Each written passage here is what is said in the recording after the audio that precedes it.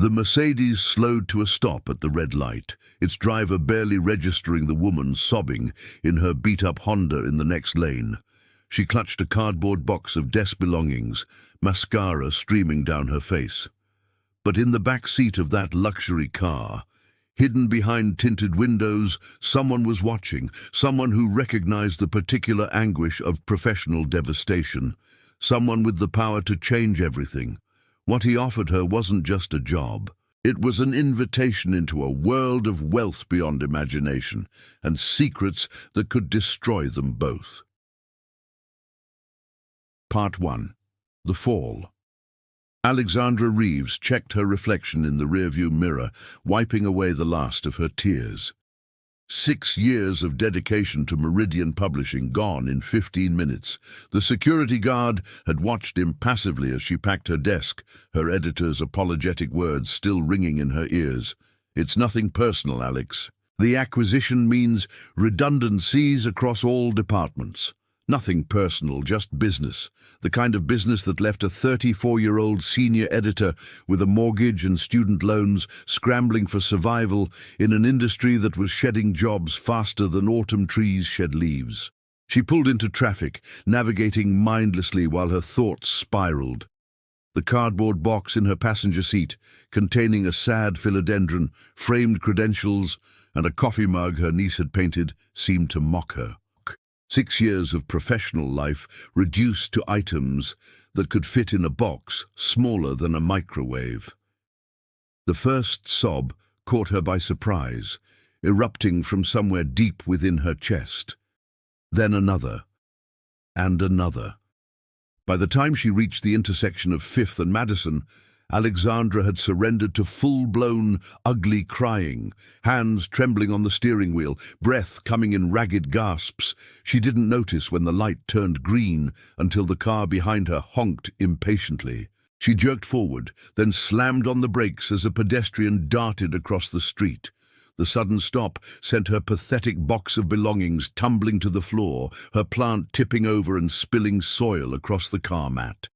That small disaster, so insignificant in the grand scheme, but so perfectly symbolic of her unraveling life, was the final straw. Alexandra pulled over to the curb, hazard lights blinking, and dissolved completely. Her shoulders heaved as 6 years of stress, ambition, and now loss poured out of her. She didn't notice the sleek black Mercedes that had pulled up beside her, nor the tinted window that lowered just enough for someone to observe her breakdown. Julian Blackwood prided himself on reading people.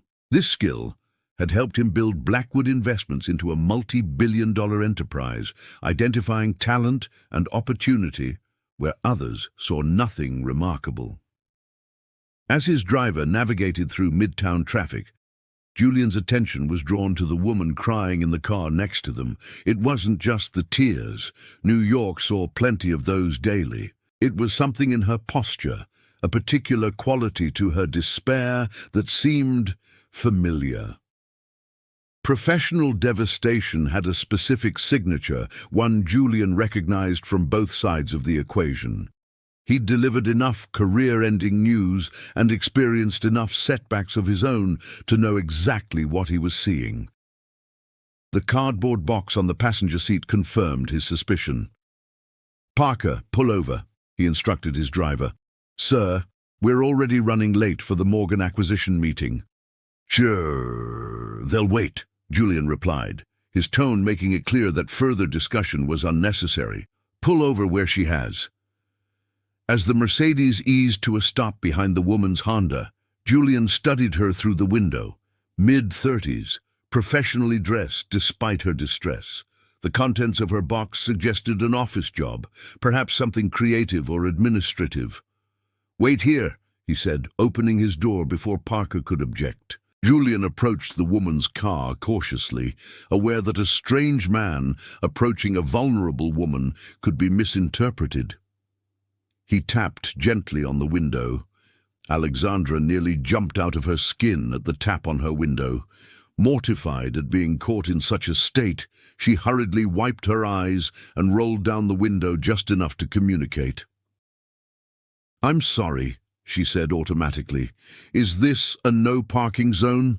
I'll move right away." The man standing beside her car didn't look like parking enforcement. In his immaculately tailored charcoal suit and burgundy tie, he looked more like he belonged in a boardroom than on a midtown sidewalk. He was older than her, perhaps in his mid-40s, with salt and pepper hair and the confident posture of someone accustomed to authority. "Your parking is fine," he said, his voice surprisingly gentle. "I just wanted to check if you needed any help." Alexandra stared at him, momentarily speechless. In New York City, strangers didn't stop to help crying women on the street. They studiously ignored them. "I'm fine," she lied reflexively. "Just having a bad day." The man's gaze flicked to the cardboard box, its contents now scattered across her passenger seat floor. "Fired or laid off?" His directness startled her. "Laid off. Company acquisition." He nodded, as if confirming something to himself. "Redundancy? That's what they called it. What industry?" Alexandra wasn't sure why she was answering his questions, but something about his calm demeanor made the conversation feel less intrusive than it should have. "Publishing. I was a senior editor at Meridian." A flicker of interest crossed his face. "Fiction or non-fiction?" "Both, but I specialized in business and financial titles." The man seemed to make a decision. He reached into his jacket and produced a business card, offering it through the partially opened window. "Julian Blackwood, Blackwood Investments. If you're interested in discussing opportunities, call my office and mention today's meeting. My assistant will put you straight through." Alexandra accepted the card automatically, glancing down at the embossed logo and name. Recognition dawned immediately. Even in publishing circles, Julian Blackwood was a known entity, a billionaire investor notorious for his ruthless business acumen and reclusive personal life. "I don't understand," she said. "Why would you—" "Good editors with financial knowledge are rare," he interrupted, "and I have excellent instincts about people. Call if you're interested. If not, no harm done." Before she could formulate a response, he turned and walked back to the waiting Mercedes. Alexandra watched, stunned, as the luxury vehicle merged back into traffic and disappeared around the corner. She looked down at the business card in her hand. Heavy cardstock, minimalist design, a direct line to one of the most powerful men in finance. All because he'd seen her crying in her car. It felt surreal. It felt suspicious. It felt like either the most bizarre stroke of luck or the beginning of something she might regret. What Alexandra couldn't possibly know was that it was both. Part 2. The Invitation. 3 days of unemployment had taught Alexandra several things. First, that her emergency fund was woefully inadequate. Second, that the publishing industry's contraction meant hundreds of qualified editors were competing for the same few positions. And third, that pride was a luxury she couldn't afford. She sat at her kitchen table, Julian Blackwood's business card propped against her coffee mug. She'd researched him extensively online. The billionaire investor had a reputation for brilliance mixed with uncompromising standards. Former employees described him as demanding but fair. Business rivals used less flattering terms. What she couldn't figure out was why he'd approached her. Random acts of kindness weren't exactly common among the ultra-wealthy, and job offers from billionaires to strangers crying in cars were even rarer. But rent was due in 3 weeks, and her LinkedIn messages to industry contacts had gone largely unanswered. Alexandra picked up her phone and dialed the number on the card. "Blackwood Investments," answered a crisp female voice. "Hello? I'd like to speak with Mr. Blackwood, please." Alexandra tried to sound confident, professional. "He asked me to call regarding a meeting we had on Madison Avenue several days ago." A brief pause. "Your name, please." "Alexandra Reeves." "One moment, Ms. Reeves." The line went silent, and Alexandra half expected to be disconnected. Instead, after nearly a minute, a familiar voice came on the line. "Ms. Reeves, I was beginning to think you wouldn't call. I was weighing my options," she replied, unwilling to admit she'd been desperate enough to call within hours, but had restrained herself out of suspicion and pride. "And what conclusion did you reach?" "That I'm curious what kind of opportunity would prompt a billionaire to approach a stranger crying in her car." A low chuckle came through the phone. "Direct. I appreciate that. Why don't you come in tomorrow at 10 and we can discuss it in person?" "I'd like to know what I'm walking into, Mr. Blackwood." "Fair enough." There was a pause.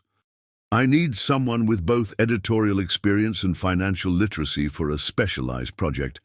It's a 6-month contract initially, with the possibility of a permanent position depending on results." "What kind of project?" "I'd rather discuss the details in person. The compensation would start at twice your previous salary at Meridian." Alexandra nearly dropped the phone. Twice her salary? For a 6-month contract? It sounded too good to be true, which meant it probably was. "That's generous," she managed. "I don't overpay, Ms. Reeves. If I'm offering that compensation, it's because the work merits it. 10 o'clock tomorrow." Something in his tone made it clear this wasn't a negotiation. The opportunity would either be accepted on his terms or not at all. "I'll be there," she said. "Excellent. Ask for Parker when you arrive. He'll bring you up." The Blackwood Investments headquarters occupied the top 10 floors of a sleek downtown tower. Alexandra stepped into the marble-floored lobby, feeling simultaneously under- and overdressed in her best interview suit. The receptionist directed her to a private elevator bank, where a tall man in a driver's uniform was waiting. "Ms. Reeves," he said, not quite a question, "I'm Parker. Please follow me."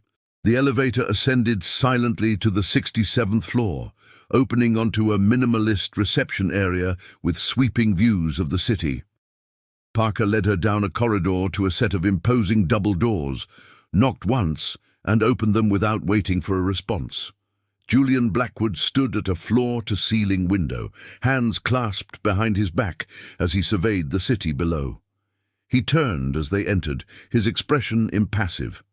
"Thank you, Parker," he said, dismissing the driver with a nod. "Ms. Reeves, please sit." Alexandra took one of the chairs facing his desk, noting that the office, while luxurious, was surprisingly functional. No ostentatious displays of wealth, just quality materials and clean design. "Do you know what I do, Ms. Reeves?" Blackwood asked, taking his seat. "You're an investor, primarily in technology and sustainable energy, with a growing portfolio in medical research." He nodded, seemingly pleased by her preparation. "And before that? You were a trader at Sullivan & Pierce, then started your own hedge fund that you sold for nearly $1 billion when you were 36. Very good. And does that explain why I might stop to help someone I saw crying in her car?" The directness of the question caught her off guard. "No, it doesn't. Financial success and compassion aren't mutually exclusive, contrary to popular belief." He leaned back in his chair. "But you're right to be suspicious. My interest wasn't purely altruistic." At least he was being honest. "What was it then?" "Pattern recognition. I've seen thousands of people lose their jobs.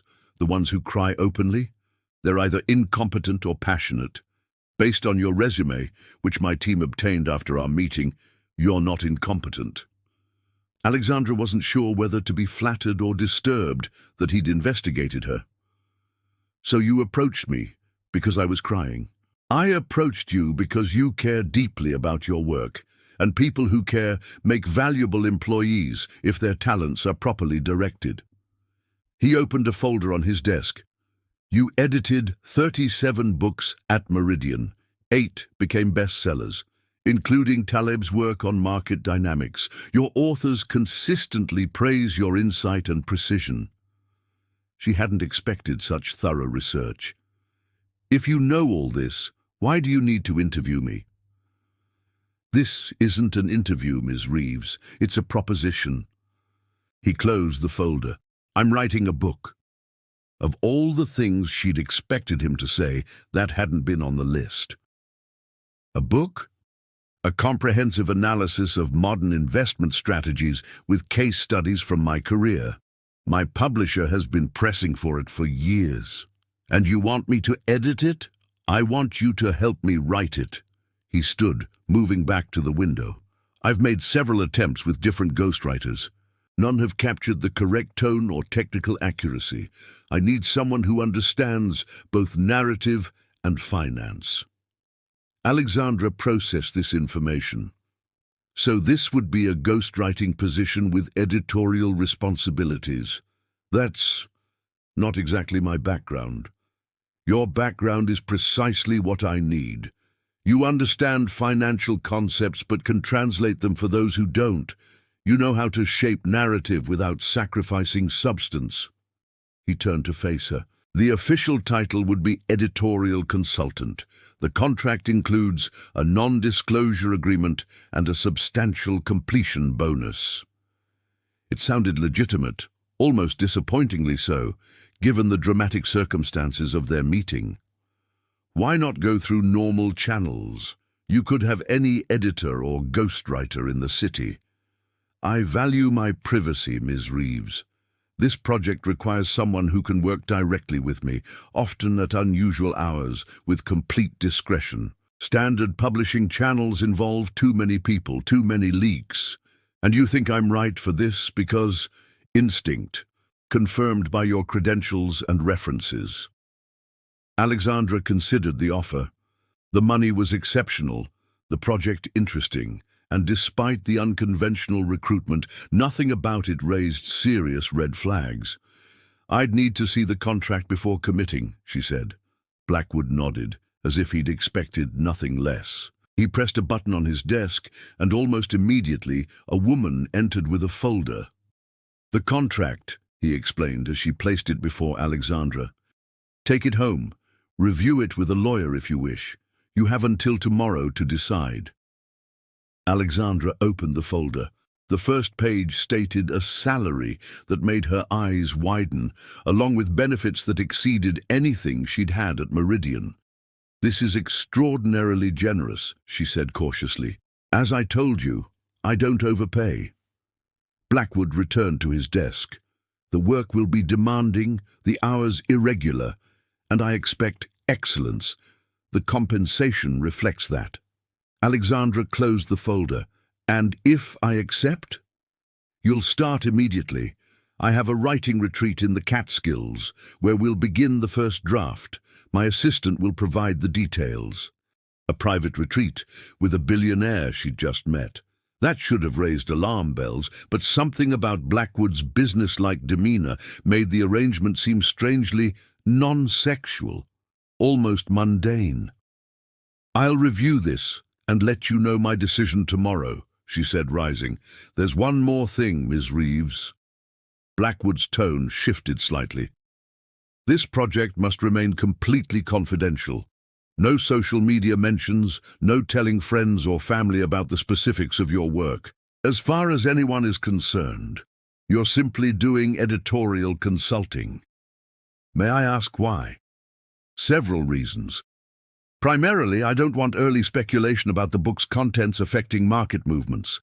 Additionally, I value my privacy." It made sense for someone of his profile, though the emphasis on secrecy seemed slightly excessive for a business book. "I understand," she said. "Good. Parker will show you out." As Alexandra followed the driver back to the elevator, she couldn't shake the feeling that she was missing something important. The job seemed legitimate, the compensation fair, if surprisingly generous. Yet something about Julian Blackwood's manner, the studied casualness, the intensity beneath his calm exterior, suggested there was more to this arrangement than a simple book project. What she didn't know then was just how right that instinct would prove to be. Tardis, Part 3. The Retreat. The contract was immaculate, offering even more protections and benefits than Alexandra had initially noticed. Her lawyer friend Mia had reviewed it with growing amazement. "Whoever drew this up is worth every penny," Mia had said. "It's airtight, but surprisingly favorable to you. The intellectual property clauses, the discretion requirements, all standard for ghostwriting, but with excellent compensation provisions." Alexandra had signed it the next morning and received immediate instructions. She was to pack for a 2-week stay at Blackwood's Catskills property, where they would establish the book's framework and begin the initial drafting process. A car would collect her at 7 a.m. Now, as Parker drove her through increasingly rural landscapes, Alexandra alternated between excitement and anxiety. The rational part of her brain recognized this as an incredible opportunity, a chance to rebuild her career with a high-profile project and connections that could secure her professional future. The irrational part wondered if she was making a terrible mistake, isolating herself with a virtual stranger, no matter how legitimate the paperwork looked. "First time to Mr. Blackwood's retreat?" Parker asked, breaking a lengthy silence. "Yes," Alexandra replied. "Have you been there often?" "I drive Mr. Blackwood everywhere," he said simply. "The property is quite something. Completely self-sufficient. Solar power, geothermal heating, its own water filtration system." "How many staff work there?" "Just Mrs. Ellis, the housekeeper, and her husband who maintains the grounds, and Chef Paolo when Mr. Blackwood has guests." Parker glanced at her in the rearview mirror. "Mr. Blackwood values his privacy, but he's a fair employer." The implied reassurance wasn't lost on Alexandra. Even his driver felt the need to vouch for him. "How long have you worked for him?" she asked. 12 years, since before he started Blackwood Investments." Parker turned onto a private road, almost hidden between towering pine trees. "We're here." Here turned out to be a modern masterpiece of architecture nestled into the mountainside. Floor-to-ceiling windows reflected the surrounding forest, while clean lines of stone and wood created a structure that seemed both imposing and harmonious with its environment. Parker pulled up to the entrance, where a woman in her 60s with a neat silver bob waited. "Mrs. Ellis," Parker explained. "She runs the house." The housekeeper greeted Alexandra with practiced courtesy, showing her to a guest suite that was larger than her entire apartment. Floor-to-ceiling windows offered a spectacular view of the mountains, while the adjoining bathroom featured a freestanding tub positioned to enjoy the same vista. "Mr. Blackwood is in his study," Mrs. Ellis informed her. "He'd like you to join him once you've settled in. Take your time. Lunch will be served at 1. Left alone, Alexandra unpacked her clothes into a closet that could have housed her entire wardrobe 10 times over. The surreality of the situation wasn't lost on her. A week ago, she'd been sobbing in her car over lost job security. Now she was staying in a multi-million-dollar mountain retreat, preparing to collaborate with one of the world's wealthiest men. After freshening up, she followed Mrs. Ellis's directions to Blackwood's study, a book-lined room with yet another spectacular view, this one overlooking a small lake. Julian sat at a massive desk, typing rapidly on a laptop. He looked different here, dressed in a casual sweater and chinos instead of his formal business attire. He looked up as she entered. "Ms. Reeves, welcome." "Thank you for having me," she replied, uncertain of the proper protocol.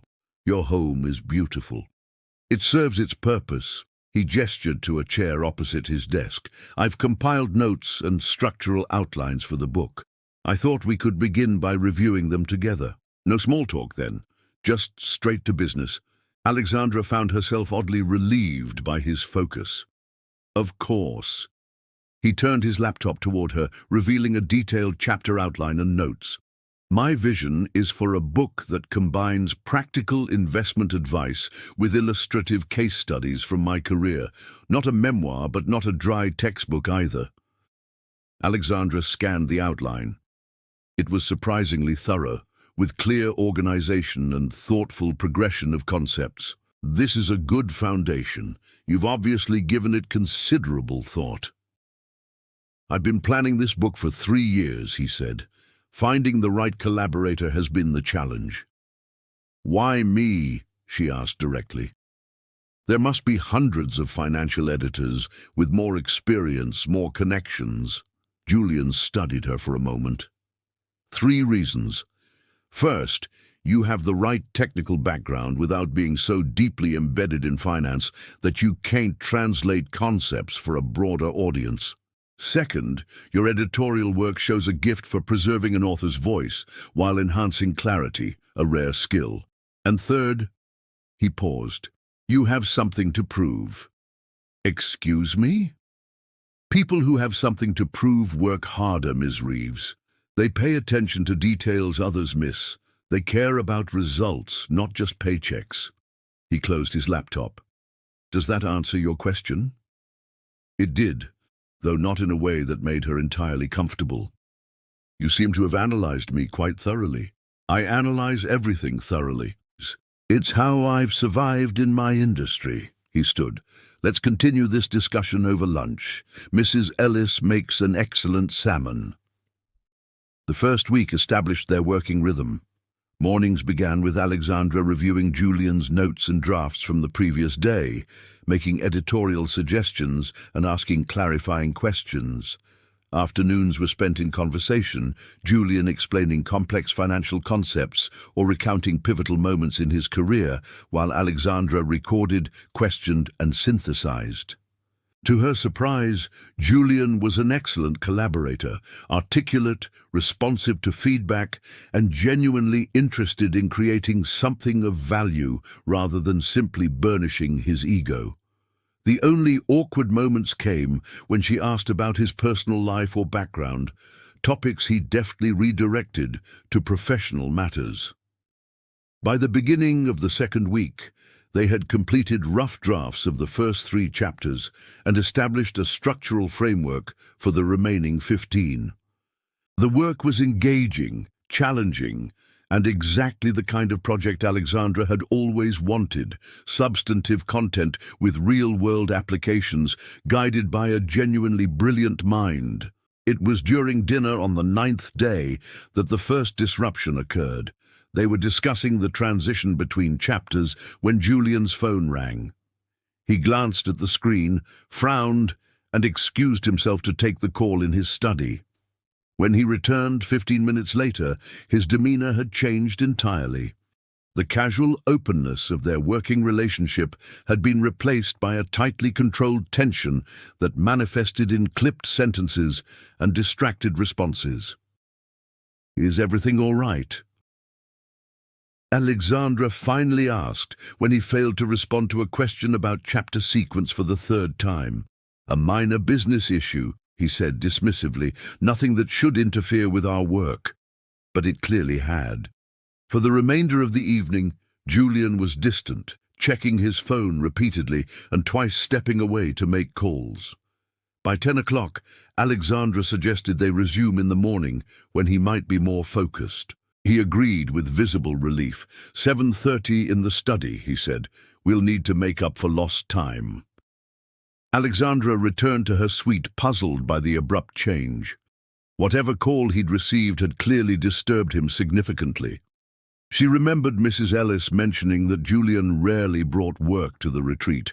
It was his sanctuary from business pressures, which made his distraction all the more unusual. Unable to sleep, Alexandra decided to make herself a cup of tea.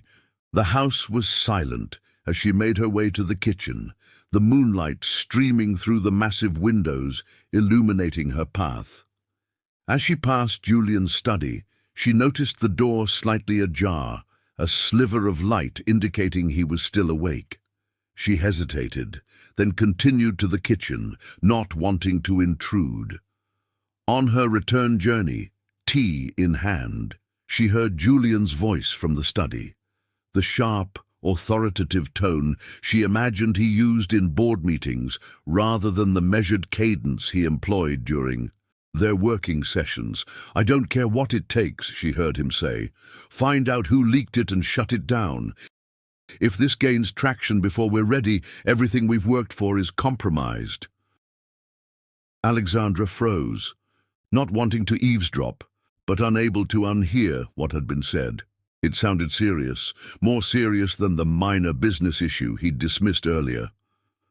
No, I'm not returning to the city, Julian continued. That's exactly what they'd expect. We proceed as planned. Double the security protocols and get Navarro to run interference with the board. There was a long pause, presumably as the person on the other end spoke. You're overthinking this, Marcus. The manuscript is secure. Even if they know it exists, they can't access it. Not yet. Another pause. Keep me updated. And Marcus, no one else knows about this. No one. Alexandra backed away quietly, returning to her room with more questions than answers. The conversation could have been about anything, a corporate takeover, a market position, even company politics. There was no reason to assume it had anything to do with the book they were writing. Yet Julian's mention of a manuscript seemed suspicious. Was there another writing project he was working on simultaneously, or was their supposedly straightforward business book something more significant, perhaps more controversial, than he'd led her to believe? Sleep eluded her as she turned these questions over in her mind. By morning, she'd decided on a direct approach. If there was something about this project she should know, something that might affect her professionally or personally, she deserved the truth. But when she entered the study at 7:30, Julian was his usual composed self, no trace of the previous night's tension visible. He greeted her with a cup of coffee, prepared exactly as she liked it, and launched immediately into a discussion of the chapter they'd been struggling with. I've reconsidered the section on risk assessment, he said, showing her revised notes. Your point about practical applications was valid. I've added 3 case studies that illustrate the principle more clearly. The work was so engaging, the revisions so precisely what she'd hoped for, that Alexandra found herself postponing her questions. By midday, their productive rhythm had been fully restored, and her concerns began to seem overblown. Business executives dealt with crises constantly. Whatever issue had arisen was Julian's to manage, not hers. It wasn't until dinner that evening that the subject resurfaced, albeit obliquely. We'll need to accelerate our timeline, Julian announced as Mrs. Ellis served the main course. I'd like to complete the first draft within 2 months, rather than the 4 we initially discussed. That's ambitious, Alexandra replied carefully. May I ask why the change? Julian took a sip of wine before answering. Market conditions. The information in the book will be most valuable if released during the upcoming economic cycle. Weighting risks, diminishing its impact. It was a reasonable explanation, yet something in his delivery felt rehearsed, as though he'd anticipated her question and prepared a plausible answer that wasn't quite the truth. I overheard part of your phone conversation last night, she said, deciding on honesty. It sounded serious. If there's something about this project I should know. My business interests are diverse and occasionally contentious, Ms. Reeves, he interrupted, his tone cooling perceptibly. The call concerned a separate matter entirely unrelated to our work. You mentioned a manuscript. Julian's expression hardened momentarily before he controlled it. A different project, one that predates our collaboration. I see. Alexandra wasn't entirely convinced, but pressing further seemed unwise. The accelerated timeline is manageable, but it will require more intensive sessions. Perhaps we should extend my stay here to establish momentum. I was thinking the same. His relief at her acceptance of the new directive was subtle but noticeable. Would another week here be feasible for you? Of course. She had no pressing commitments in the city, and the focused working environment of the retreat was undeniably productive. Excellent. Julian signaled to Mrs. Ellis for coffee. "We'll need to delve into the chapters on market manipulation and regulatory arbitrage next. They're the most technically complex and will require careful handling." The evening continued with professional discussion, the momentary tension apparently forgotten. Yet as Alexandra returned to her room that night, she couldn't shake the feeling that something significant had shifted. Julian was keeping secrets, which was certainly his prerogative, but if those secrets somehow involved their project, she was potentially being drawn into something she didn't fully understand. What had begun as a straightforward, if unusually lucrative, writing assignment was developing unexpected complications. The question was whether those complications were merely the normal complexities of working with a powerful private individual, or something more concerning. Alexandra resolved to proceed with caution, to observe more carefully, and perhaps most importantly, to protect herself by documenting everything. Beginning that night, she started keeping a private journal of their work sessions, conversations, and anything unusual she observed. Not out of paranoia, she told herself, but simple professional prudence. She couldn't have known then how vital that precaution would prove to be. By the time they returned to the city 3 weeks later, they had completed rough drafts of 11 chapters and outlined the remaining 7 in detail. Julian had proven to be not just knowledgeable, but genuinely insightful about finance and investment strategy, with a gift for explaining complex concepts through concrete examples. Their working relationship had settled into something approaching comfortable collaboration. Julian remained intensely private about his personal life, but had gradually revealed more of his professional history, the early struggles, pivotal decisions, and occasional failures that had shaped his success. The return to New York brought a shift in their working arrangement. Rather than continuing at Blackwood Investments headquarters, Julian had established a private office in a converted industrial space in Brooklyn, accessible only to them and a minimal security team. The space was equipped with everything they needed: research materials, advanced computing systems, comfortable working areas, and even a small kitchen and relaxation space. "Privacy and focus are essential for this phase," Julian explained as he showed her around on their first day back. "No distractions, no interruptions." Alexandra noted the sophisticated security system, the lack of exterior signage, and the deliberate isolation of the space. While Julian had always emphasized confidentiality, these precautions seemed excessive for a business book, no matter how high-profile the author. "Is all this security really necessary?" she asked as they settled into the main workspace. "I understand discretion, but this feels more like a classified government project than a publishing venture." Julian arranged his materials on the desk before answering. "The book contains sensitive information about investment strategies that could be exploited if leaked prematurely. But we're not revealing proprietary trading algorithms or specific portfolio compositions," Alexandra pointed out. "The content is educational, not a blueprint for replicating your specific investments. The market reacts to perception as much as reality, Ms. Reeves. Even rumors about the book's content could trigger movements that would undermine the very strategies I'm describing." He opened his laptop. "Shall we begin with the regulatory arbitrage chapter?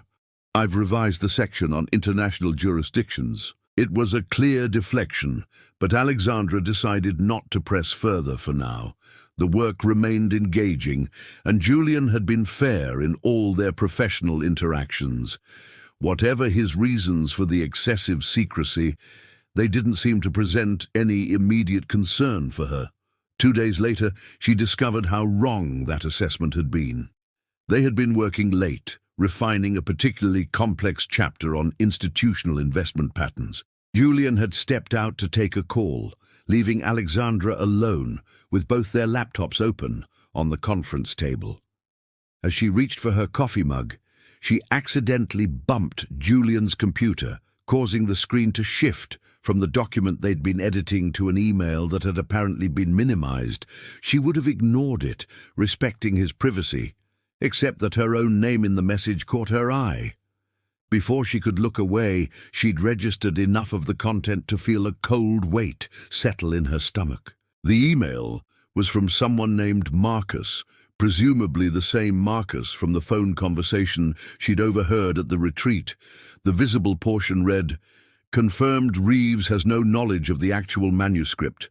Her work on the decoy book provides perfect cover while we complete the final phase. The board remains unaware of your true intentions, but Sullivan is asking questions that suggest." The rest was cut off by the screen's edge, but what she'd seen was enough. Decoy book, perfect cover, true intentions. The implications were unmistakable. The business book they were creating was not Julian's primary project, but a smokescreen for something else, something significant enough to keep hidden from his own board of directors. Alexandra fought to control her expression as Julian returned from his call. She continued working as though nothing had changed, but inside her mind was racing. What was the actual manuscript? What were Julian's true intentions? And most importantly, how had she become involved in what increasingly seemed like a deception with potentially serious consequences? She waited until they'd finished for the day before making her move. As Julian was packing up his materials, she casually mentioned, "I was thinking about the market manipulation chapter. It might be helpful to see some of your other writing on the subject to ensure our approach is consistent." "Other writing?" Julian looked up sharply. "Research papers, internal analyses, even draft materials from your previous attempts at the book." She maintained a neutral expression. "It would help me capture your voice more accurately." Julian studied her for a moment, his gaze coolly assessing. "There's nothing relevant that you don't already have access to." It was a lie. She was certain of it now. But confronting him directly seemed unwise until she better understood what she was dealing with. "Of course. Just thought I'd ask." She gathered her belongings. "Same time tomorrow?" "Actually, I need to handle some business matters in the morning. Let's start at 1. Another deviation from their established routine. Alexandra nodded her agreement and left, her outward calm masking growing internal alarm. That night, she conducted her own research. Julian Blackwood's public profile was extensive, but revealed little beyond his professional accomplishments and philanthropic activities. No personal scandals, no controversial political positions, nothing that suggested what secret project might require such elaborate cover. Blackwood Investments' recent activities showed nothing unusual. The same focus on technology, sustainable energy, and medical research that had characterized the firm for years. There had been some recent board changes, with 2 long-standing members departing and 3 new appointments, but nothing that signaled major structural shifts. The only potentially relevant item Alexandra discovered was buried in a financial news brief from 6 months earlier. Blackwood had quietly acquired a small data analytics firm specializing in algorithmic prediction of market movements based on public sentiment analysis. The acquisition had been noted as potentially signaling a new direction for the traditionally fundamental analysis-focused investor. It wasn't much, but it was something, a thread that might connect to whatever Julian was really working on. The next morning, Alexandra made a decision. Instead of waiting for their afternoon meeting, she would arrive at the office early and see if she could find more concrete evidence of this actual manuscript. It was risky, potentially a violation of her contract, but if Julian was involving her in something deceptive or possibly illegal, she needed to know. She arrived at the Brooklyn office shortly after 9, using the access card Julian had provided. The security guard nodded her through, apparently unsurprised by her early arrival. The workspace was deserted, Julian's office door closed, but unlocked. Alexandra hesitated only briefly before entering. If caught, she could claim she was looking for reference materials they'd discussed the previous day. Julian's desk was meticulously organized, with no papers left in the open. His laptop was gone, presumably with him. The credenza behind the desk contained only office supplies and a few business books. She was about to give up when she noticed a slight gap in the bookshelf along the far wall, a gap that had not been there the day before. Closer inspection revealed that a section of the bookshelf was actually a disguised door, slightly ajar. Alexandra pushed it gently, revealing a second office beyond, smaller but equipped with multiple monitors, a sophisticated computer setup, and walls covered with charts, diagrams, and what appeared to be algorithmic formulas. At the center of it all was a corkboard displaying a complex flowchart with a title that sent a chill through her: Market Sentinel, Predictive Intervention Protocol. As she stepped further into the room, the monitors sprang to life, triggered by motion sensors. One displayed what appeared to be real-time market data. Another showed news feeds from multiple financial outlets. A third showed lines of code running in a continuous stream. On the desk lay a leather portfolio labeled simply "The Manuscript." With trembling fingers, Alexandra opened it. Inside was not a book draft, but what appeared to be a detailed technical document describing an AI-driven system designed to predict and influence market movements through coordinated information release, strategic trading patterns, and something called sentiment manipulation vectors, D. Alexandra wasn't a financial expert, but she understood enough to recognize what she was seeing: a blueprint for what amounted to legal market manipulation, not through crude insider trading or direct interference, but through sophisticated prediction and subtle influence. It wasn't necessarily illegal, but it operated in the gray areas of financial regulation, potentially allowing those with access to the system to generate enormous profits while technically staying within the bounds of the law. "I see my security measures weren't quite adequate." Julian's voice from the doorway made Alexandra jump. He stood watching her, his expression unreadable. "What is this?" she asked, gesturing to the document in her hands. "What have you involved me in?" "Nothing you weren't hired to do," he replied, stepping into the room and closing the hidden door behind him. "You're writing a book about investment strategies. That hasn't changed." "A decoy book," she corrected. "Cover for whatever this is." She held up the manuscript. "Is this legal? Because it looks like a sophisticated system for market manipulation." "It's completely legal," Julian said, moving further into the room. "The system predicts market movements based on public information and suggests optimal timing for legitimate transactions. There's no manipulation involved, merely perfect information utilization. Then why the secrecy? Why hide it from your own board? Why use our book as cover?" Julian sighed, seeming to make a decision. "Because perfect information utilization at this scale disrupts the foundational myth of free markets. It creates advantages so significant that the first entity to deploy it could essentially print money. And with money comes influence, with influence comes power. And that's what you want? More power?" "What I want," he said carefully, "is to keep this capability out of the wrong hands. The wrong hands being virtually anyone else who might discover it." Alexandra struggled to process this. "So you're developing a system that could destabilize financial markets, potentially affecting millions of people's livelihoods. But it's okay, because you'll be the one controlling it." "You misunderstand." Julian moved to one of the monitors, bringing up a different display. "Market Sentinel isn't designed to destabilize. It's designed to prevent destabilization by identifying and counteracting manipulation attempts by others. Yes, it could be misused for profit, which is why I've kept its development compartmentalized, known only to a handful of trusted people. Including me, apparently. Except you didn't trust me enough to tell me the truth." I needed your genuine work on a genuine book, Ms. Reeves. The business strategies document we're creating is real and valuable. It's just not my only project. He studied her for a moment. Now that you know, I have a decision to make. A flicker of fear went through Alexandra. What kind of decision? Whether to bring you fully into the project or terminate our arrangement immediately.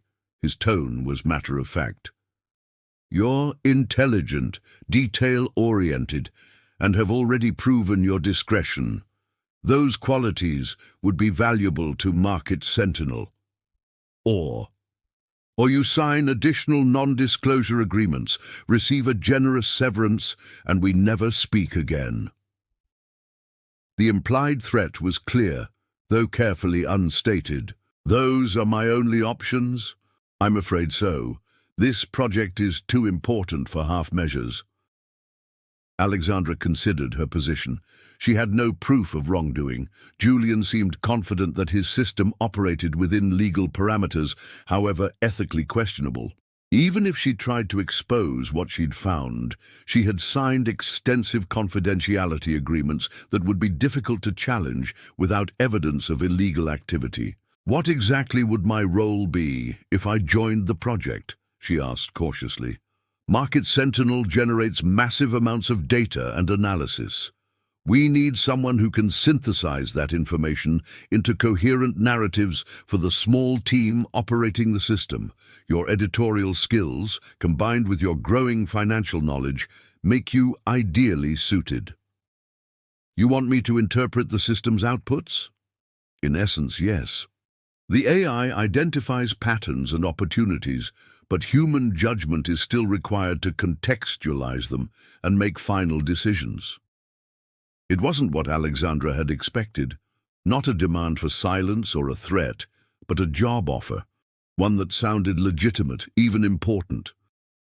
I need time to think, she said finally. Julian nodded. 24 hours. In the meantime, we continue our work on the book as planned. It remains a valuable project in its own right. As they exited the hidden room, the bookshelf sliding seamlessly back into place, Alexandra felt as though she'd crossed an invisible boundary.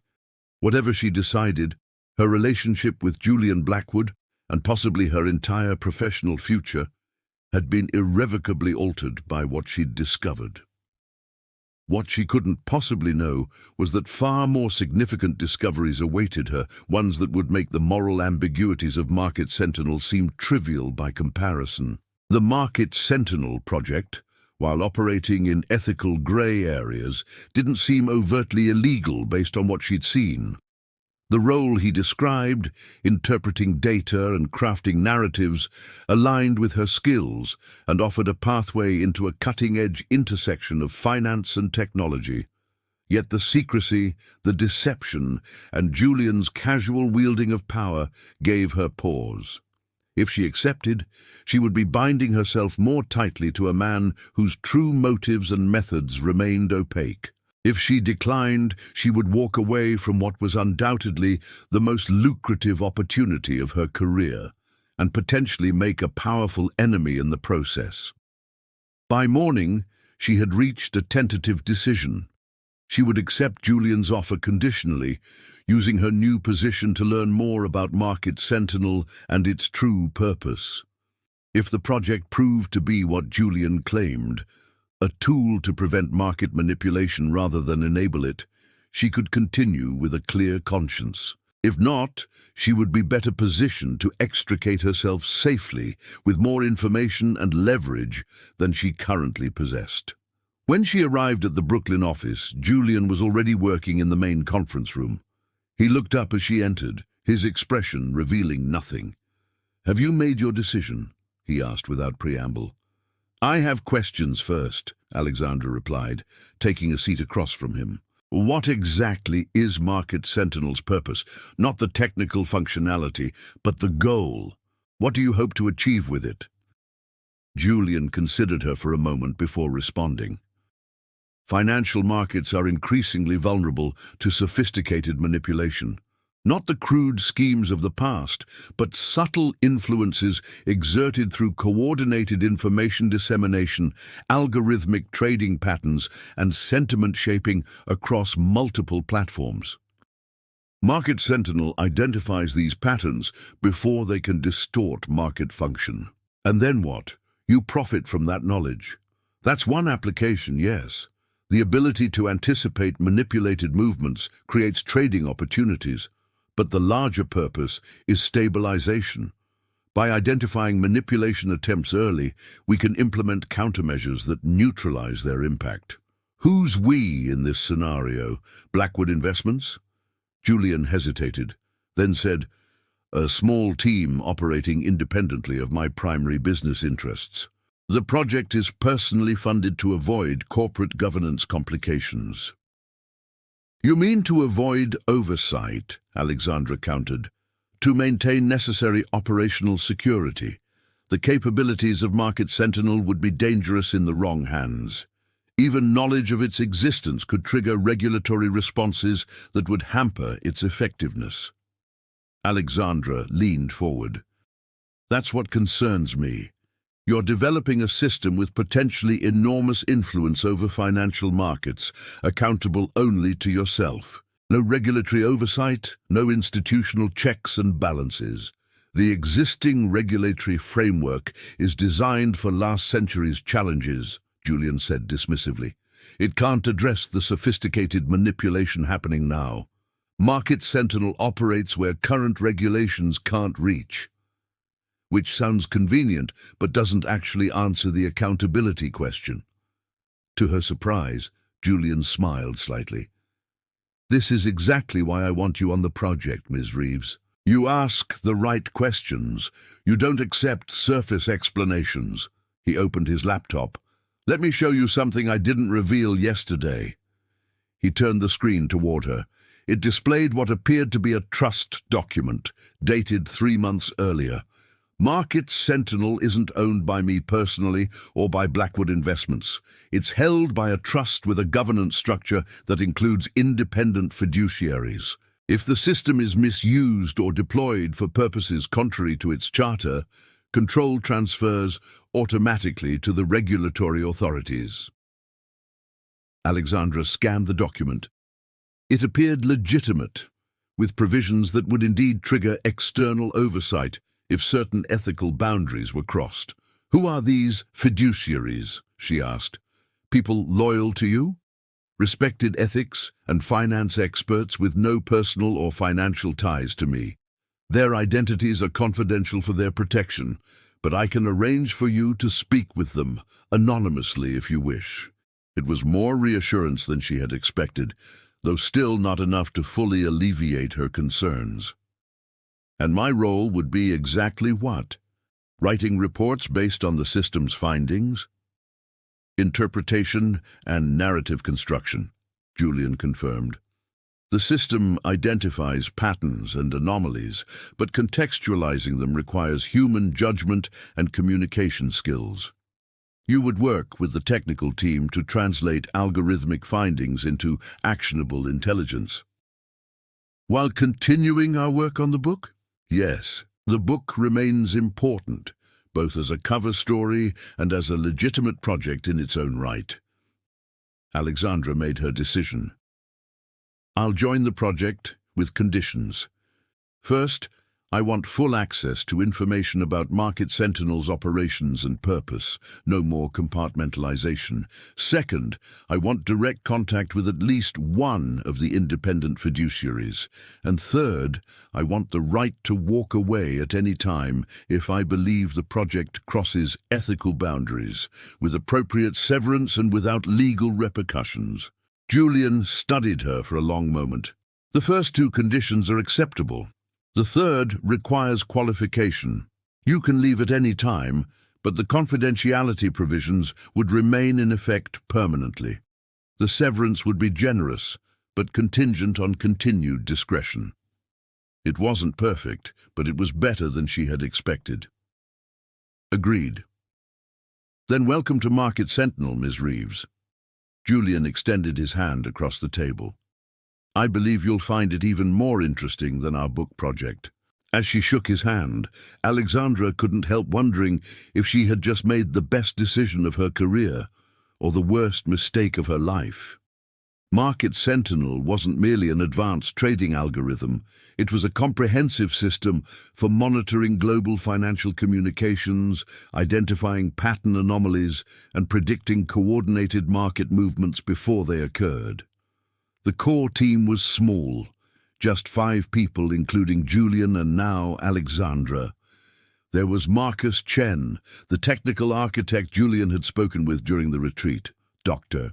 Eliza Sharma, a behavioral economist who had helped develop the psychological models underlying the system, and Thomas Navarro, a former regulatory official who ensured the system operated within legal boundaries. They worked primarily from the hidden office in Brooklyn, though occasional meetings took place at secure locations throughout the city. Alexandra's role quickly evolved beyond mere interpretation. Her editorial instincts, the ability to identify narrative patterns and spot inconsistencies, proved valuable in refining the system as detection capabilities. "You have a natural talent for this," Julian told her during their 3rd week of collaboration. The system flagged anomalous trading patterns around Medicare pharmaceuticals, but it was your analysis that connected it to the coordinated misinformation campaign on financial forums. "It was just pattern recognition," Alexandra replied modestly. "The language used across different platforms had distinctive similarities despite appearing to come from disparate sources." "Exactly. The system identified statistical anomalies. You provided the narrative context that made them meaningful." The work was challenging and undeniably exciting. Each day brought new puzzles to solve, new patterns to identify, new potential manipulations to neutralize. Market Sentinel had already prevented several significant market distortions by identifying coordinated misinformation campaigns before they could trigger panic selling or artificial inflation. Julian had kept his promise regarding transparency. Alexandra now had access to most of the system's operations and had spoken directly with Professor Elizabeth Warren, no relation to the politician, one of the independent fiduciaries overseeing the trust. The professor had confirmed the ethical safeguards built into Market Sentinel's governance structure and seemed genuinely committed to ensuring the system was not misused. The book project continued in parallel, serving as both cover story and legitimate work product. They were on track to complete the first draft within Julian's accelerated timeline, and the content was genuinely valuable, precisely the kind of insightful, accessible guide to modern investment that Alexandra had been hired to help create. It was during this period of relative stability that Alexandra first noticed the anomaly. She had been reviewing Market Sentinel's historical data, familiarizing herself with past cases the system had identified, when she discovered a pattern that didn't fit the established profile of market manipulation. Unlike the coordinated campaigns targeting specific securities, this pattern indicated systematic information suppression across multiple sectors, all connected to a specific type of emerging technology: quantum computing applications for encryption.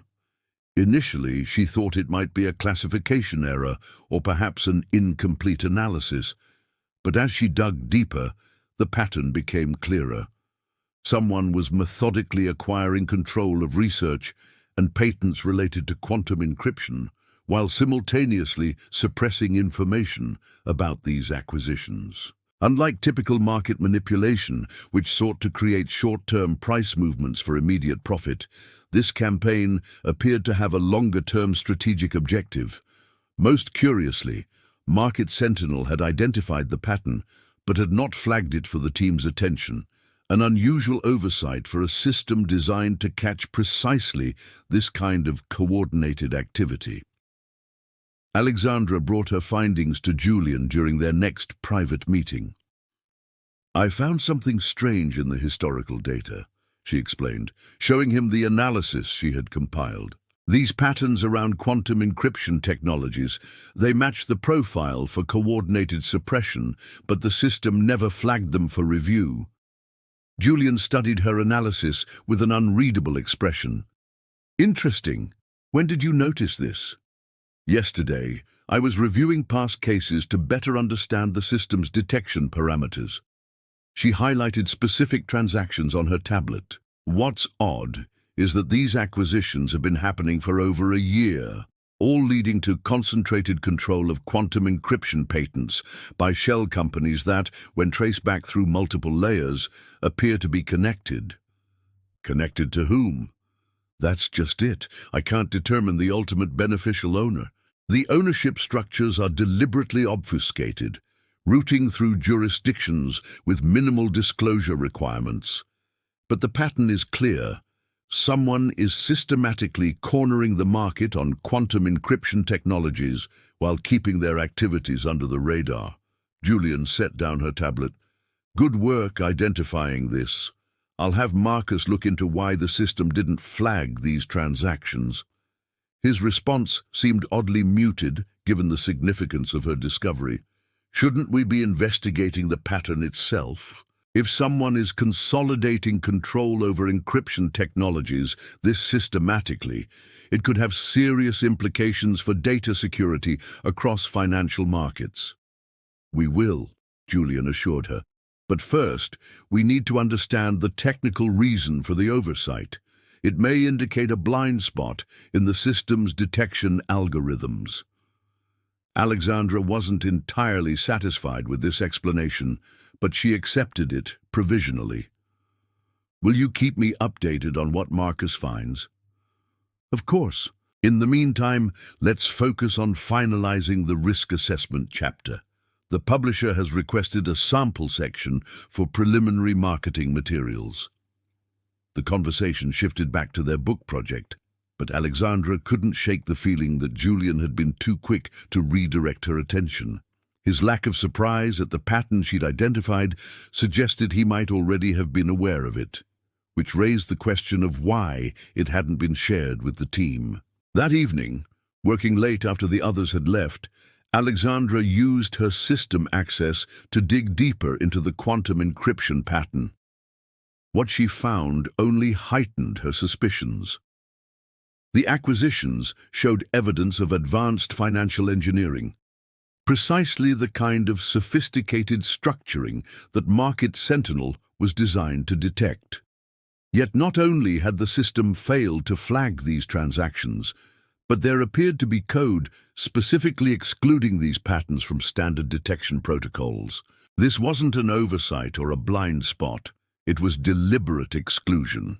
As she continued her investigation, she discovered another troubling detail. Many of the shell companies involved in the quantum encryption acquisitions shared distinctive structural similarities with entities controlled by Blackwood Investments' private equity division. Nothing directly connected Julian to the pattern, but the parallels were too precise to be coincidental. Alexandra was contemplating her next move when a message appeared on her screen. A calendar invitation from Julian for a breakfast meeting the following morning at his penthouse. The message included a note: "Need to discuss your recent system queries. Confidential." He knew she had been investigating. Of course he knew. He would have monitoring systems in place to track access to sensitive data. The question now was whether the invitation represented a threat or simply a desire to explain. Alexandra accepted the invitation, then carefully documented her findings in an encrypted file that she stored both on her secure work system and on a personal device as a precaution. If Julian's intentions were benign, the documentation would be unnecessary. If not, it might prove essential. The next morning, Alexandra arrived at Julian's Manhattan penthouse with a mixture of curiosity and apprehension. The luxurious apartment occupied the top 2 floors of an exclusive building overlooking Central Park, its floor-to-ceiling windows offering spectacular views of the city awakening below. Julian greeted her in the open-plan living area, already dressed in a casual but expensive-looking sweater and slacks. "Thank you for coming," he said, gesturing toward a breakfast table set near the windows. "I thought we should talk privately." "About my system queries," Alexandra said, taking the offered seat. "Among other things." Julian poured coffee for them both. "You've identified something significant, Ms. Reeves, more significant than you realize. The quantum encryption acquisitions," she confirmed, "and the fact that Market Sentinel has been programmed to ignore them." Julian nodded, seemingly unsurprised by her directness. "The system hasn't been programmed to ignore them. It's been programmed to analyze them separately, through a secure protocol isolated from the main system. Why? Because the pattern you've identified represents a national security concern, not merely a market manipulation issue." He added cream to his coffee with methodical precision. "The entities consolidating control over quantum encryption technologies are not typical market participants. They're proxies for state actors attempting to gain technological advantage in the emerging cryptographic arms race." Alexandra processed this information cautiously. "And you know this how?" "Because Market Sentinel identified the pattern 18 months ago, and I brought it to the attention of appropriate governmental authorities. The separate tracking protocol was implemented at their request to avoid alerting the actors involved that their activities had been detected. It was a plausible explanation, one that would account for both the pattern itself and the system's apparent blind spot. But it didn't explain the structural similarities between the shell companies and Blackwood's own entities. The acquisition vehicles bear striking resemblances to Blackwood investment structures," she noted, watching his reaction carefully. Julian's expression remained impassive. "Yes, because they were modeled on them. The state actors involved hired former Blackwood employees specifically to replicate our approach to complex acquisitions. They believed, correctly, that mimicking our structures would help avoid detection, since most monitoring systems are designed to exclude legitimate investment patterns from flagging protocols. Again, plausible. Too plausible, perhaps." Alexandra decided to press further. "Which government agencies are you working with on this?" A brief hesitation. "That information is compartmentalized. Even within the Market Sentinel team, only Marcus and I have direct contact with the liaison officers." "Convenient," Alexandra observed. "So there's no way for me to verify any of this." Julian set down his coffee cup. "Your skepticism is understandable but misplaced. I invited you to Market Sentinel because of your intelligence and analytical skills. Those same qualities now lead you to question information you don't have complete context for." He reached for a tablet on the nearby counter. "I can provide limited verification without compromising operational security." He pulled up a document and passed it to her. It appeared to be a heavily redacted memorandum of understanding between Blackwood Strategic Services, a division Alexandra hadn't previously been aware of, and an unnamed government entity. The visible portions confirmed an information-sharing arrangement regarding anomalous patterns in strategic technology acquisitions.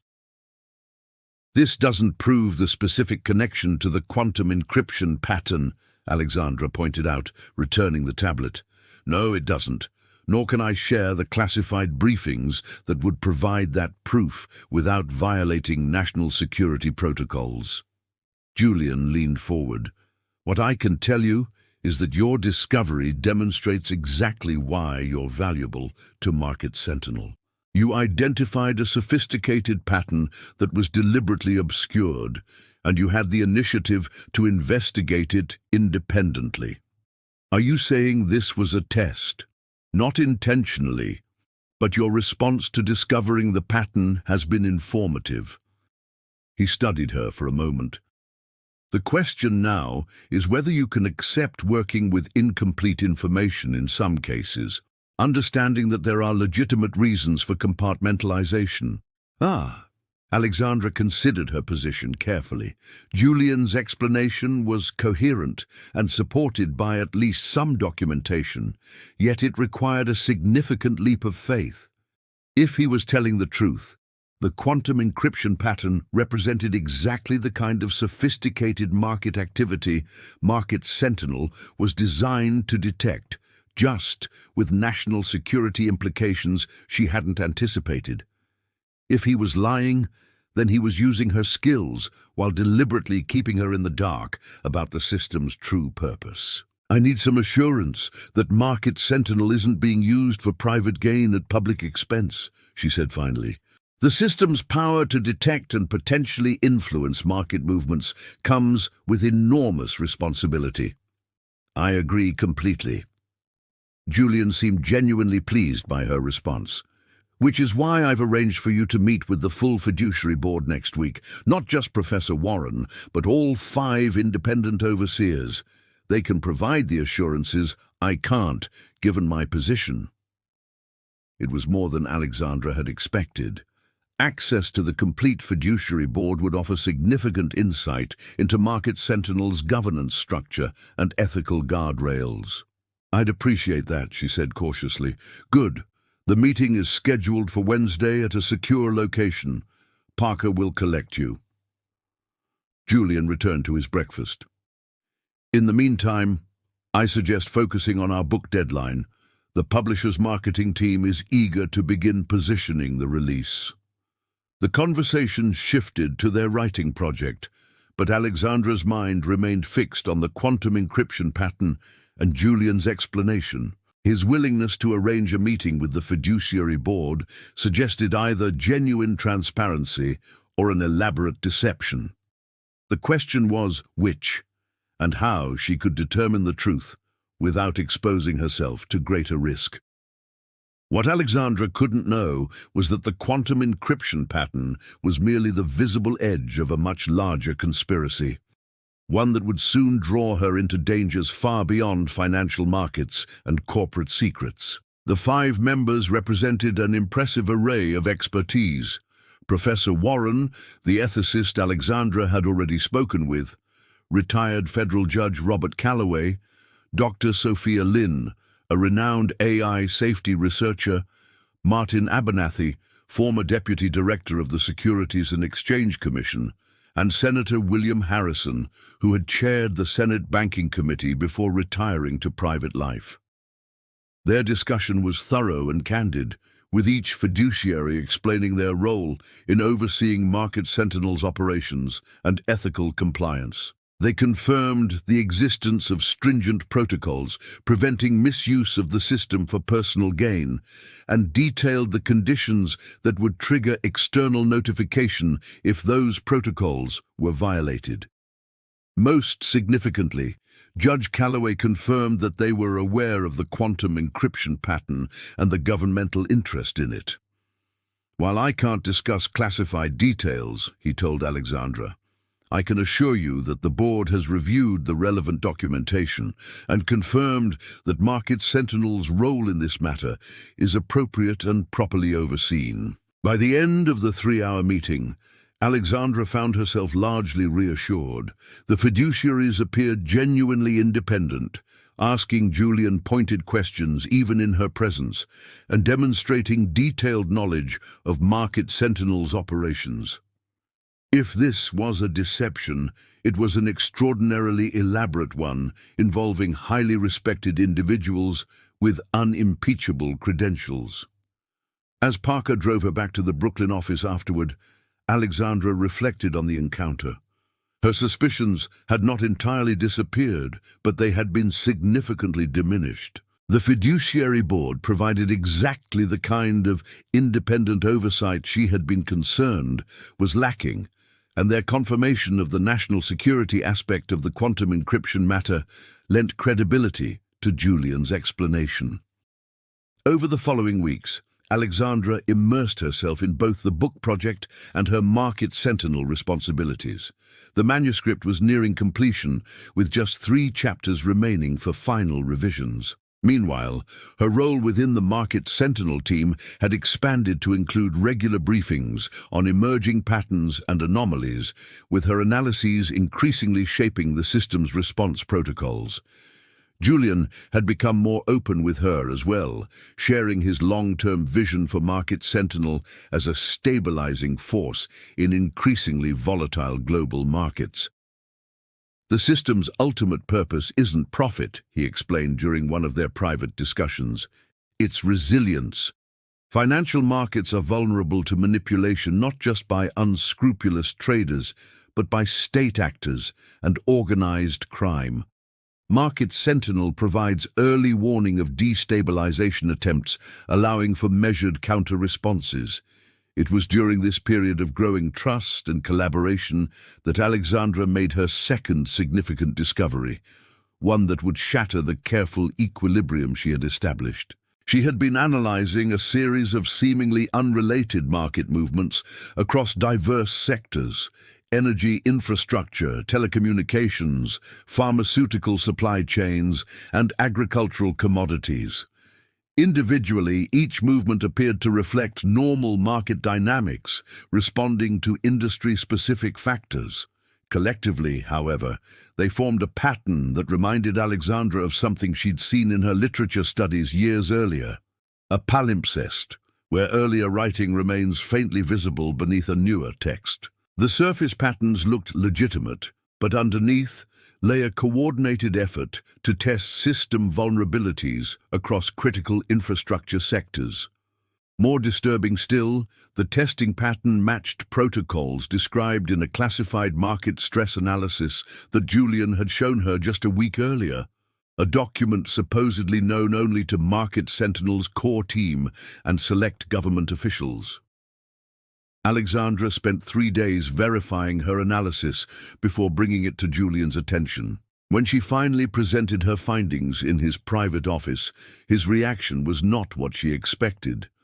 "You've identified Protocol Chimera," he said calmly, studying the data visualization she had created. "Impressive work. Most analysts would never connect these disparate movements." "Protocol Chimera?" Alexandra repeated. "You know about this pattern?" "Of course. I designed it." Alexandra stared at him, momentarily speechless. "You designed a pattern to test vulnerabilities across critical infrastructure sectors." "Not to test vulnerabilities," Julian corrected. "To map response parameters. Every complex system has predictable response thresholds. Understanding those thresholds is essential for effective intervention." "Intervention in what exactly?" Julian seemed to consider his response carefully. "The global market system is more fragile than most people realize, Ms. Reeves. Increasing automation, algorithmic trading, and interconnected supply chains create cascade potential that simply didn't exist 20 years ago. A properly executed attack on key nodes could trigger system-wide failure with devastating consequences. And you're mapping these vulnerabilities. Why? To protect against such attacks? Primarily, yes. But protection requires understanding the full spectrum of possibilities, including worst-case scenarios. Alexandra processed this information, trying to reconcile it with what she knew about Market Sentinel's stated purpose. These test patterns, they're causing real market movements, affecting real companies, real people. "Minimal impact," Julian said dismissively. "Statistical noise within normal trading patterns. The interventions are calculated to remain below disruptive thresholds. But they're not disclosed to regulators or market participants, because disclosure would defeat the purpose.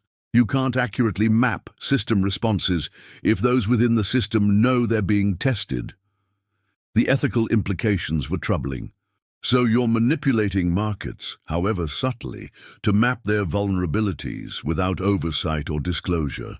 "With careful constraints and for a vital purpose," Julian countered. The fiduciary board approved Protocol Chimera after extensive review. The interventions are designed specifically to minimize impact while maximizing data collection. Alexandra wasn't convinced. If this is so ethically sound, why wasn't I briefed on it as part of my role with Market Sentinel? Compartmentalization. Only those directly involved in each protocol have full knowledge of it. It's standard security practice. It's deliberate opacity, Alexandra corrected, and it makes me wonder what else I haven't been told. Julian's expression hardened slightly. Your role has been expanding as your capabilities and trustworthiness have been demonstrated. Some information remains restricted until it becomes relevant to your specific responsibilities. Like Protocol Chimera, which became relevant only when I discovered it independently. Precisely. Julian closed her data files. Your discovery confirms my assessment of your analytical skills. Few people could have identified the pattern without knowing what to look for. It wasn't the reassurance Alexandra had sought. I need time to process this, Julian. Protocol Chimera may be justified and carefully constrained, as you claim. But discovering it this way, by accident rather than disclosure, raises questions about transparency within the team. Take whatever time you need, he replied evenly. But remember the importance of our work. Market Sentinel represents the most advanced early warning system ever developed for financial markets. Its capabilities are too significant to be limited by conventional thinking about transparency and disclosure. As Alexandra left Julian's office, her earlier certainty had been replaced by renewed doubt. The meeting with the fiduciary board had reassured her about Market Sentinel's overall governance, but Protocol Chimera suggested operational realities that might not align with the official oversight structure. If Julian was conducting sophisticated market interventions without fully briefing his own team, what else might he be doing beyond the purview of even the independent fiduciaries? That evening, unable to set aside her concerns, Alexandra decided on a bolder approach. Using her system access, she initiated a comprehensive search for other protocols that might resemble Chimera's structure, patterns of coordinated but individually subtle market interventions designed to map system responses. The search revealed nothing in the main Market Sentinel database, which wasn't entirely surprising given Julian's emphasis on compartmentalization. But Alexandra had developed a more sophisticated understanding of the system's architecture during her months of work. She knew that certain data repositories were sequestered from the main system, accessible only through specific security protocols. One such repository was designated Sentinel Prime, a name that had appeared occasionally in technical discussions but had never been fully explained to her. Using techniques she had learned from Marcus during their collaborative analyses, Alexandra created a query structure that could indirectly access metadata about Sentinel Prime without triggering security alerts. What she discovered sent a chill through her. Sentinel Prime wasn't merely another data repository. It was an entirely separate operational system running parallel to Market Sentinel, with far more extensive intervention capabilities. Where Market Sentinel monitored and analyzed market patterns, Sentinel Prime appeared designed to actively shape them through coordinated actions across multiple financial platforms. The metadata revealed regular operational cycles dating back more than a year, with activity patterns that corresponded to significant market movements during that period. Most disturbing were the access logs, which showed that while Julian and Marcus regularly interacted with the system, none of the fiduciary board members had ever accessed it, suggesting they might be unaware of its existence. Alexandra was contemplating her next move when an alert appeared on her screen, a message from Julian requesting her immediate presence in the secure conference room. The timestamp showed it had been sent just 2 minutes after she had accessed the Sentinel Prime metadata. Her unauthorized exploration had been detected. Heart racing, Alexandra quickly closed her searches and cleared her access logs. But as she prepared to meet Julian, she knew that sophisticated system monitoring would have already recorded her activities. The question now was how to explain her actions and how Julian would respond to her discovery of Sentinel Prime. When she entered the conference room, she found not just Julian waiting, but Marcus as well. Both men looked grim. "Ms. Reeves," Julian said, his tone carefully controlled, "would you care to explain why you were attempting to access restricted systems?" There seemed little point in denial. "I was looking for additional protocols similar to Chimera. After discovering one undisclosed intervention program, I thought there might be others." "And instead you found Sentinel Prime," Marcus said, his usually friendly demeanor replaced by cool professionalism. "I found metadata about it," Alexandra corrected. "Enough to understand that it represents capabilities beyond what you've disclosed to me, or apparently to the fiduciary board." Julian and Marcus exchanged a glance. "This is precisely why we maintain compartmentalization," Julian said. "Curiosity is a valuable trait in an analyst, but it must be properly directed." "Are you going to explain what Sentinel Prime actually is?" Alexandra asked. "Or am I supposed to just forget what I saw and go back to my assigned tasks?" Julian studied her for a long moment. "Sentinel Prime is the logical evolution of Market Sentinel's capabilities. Where Market Sentinel detects and analyzes, Sentinel Prime allows for calibrated response." "Response meaning market manipulation," Alexandra said bluntly. "Meaning market stabilization," Julian countered. "The system enables precisely targeted interventions to neutralize manipulation attempts by others, without regulatory approval or oversight. With carefully designed ethical constraints and fail-safes," Marcus interjected.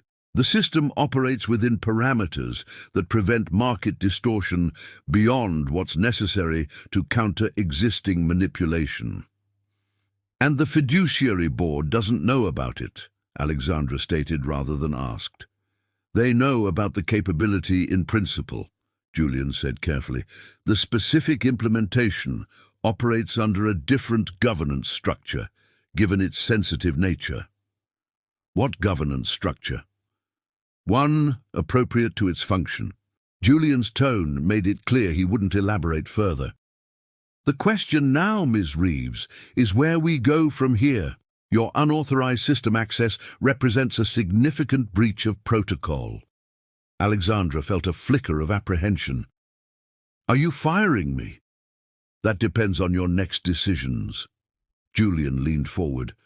"You've proven your value to Market Sentinel repeatedly. Your analytical skills are exceptional, but trust is essential in an operation this sensitive." "Trust works both ways," Alexandra pointed out.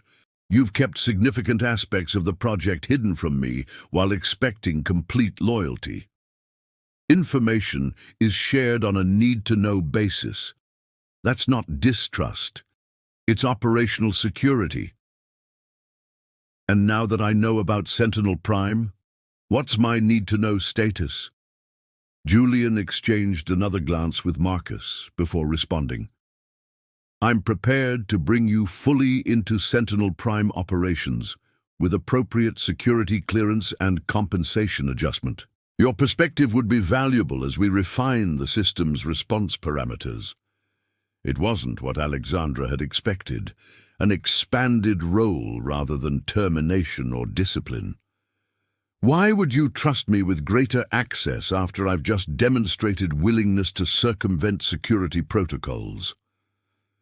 "Because your actions, while unauthorized, reveal exactly the kind of analytical thinking the project needs. You identified Protocol Chimera independently and then logically pursued the next level of investigation." Julian's expression softened slightly. "Your methods were inappropriate, but your instincts were sound. It was a persuasive argument, appealing to her professional pride while offering advancement rather than punishment. But something didn't fit. Julian's calm reaction seemed incongruous with the significance of what she had discovered. Either Sentinel Prime was less important than the metadata suggested, or Julian had anticipated her discovery and prepared for this moment. "I need time to consider this," she said finally. "Of course. Take 24 hours. Julian rose from his chair. "But understand that this is a binary decision point, Ms. Reeves. Full commitment to the expanded role or a clean separation from the project entirely. There is no middle ground when it comes to Sentinel Prime." As Alexandra left the conference room, she felt the weight of Julian's ultimatum. She had 24 hours to decide whether to deepen her involvement with a system that appeared to be actively manipulating financial markets without traditional oversight, or to walk away from what had become the most intellectually stimulating work of her career and potentially make a dangerous enemy in the process. What she couldn't know was that forces beyond Julian Blackwood were already closing in, and her decision would soon be overtaken by events that would reshape not just her understanding of Market Sentinel, but of Julian himself. Julian's offer to bring her fully into Sentinel Prime operations represented both opportunity and risk. The expanded role would provide access to information she currently lacked, potentially allowing her to better assess the system's true purpose and ethical implications. Yet accepting would also make her complicit in whatever Sentinel Prime was actually doing, manipulation that appeared to lack proper oversight despite Julian's assurances. By morning, she had reached a tentative decision. She would accept Julian's offer conditionally, using her new position to gather concrete evidence about Sentinel Prime's operations and governance. If the system proved to be what Julian claimed, a tool for market stabilization with appropriate ethical constraints, she could continue with a clear conscience. If not, she would be better positioned to take action, whether through internal reform or external whistleblowing. She was preparing to return to the Brooklyn office when her phone rang. The caller ID showed Marcus Chen.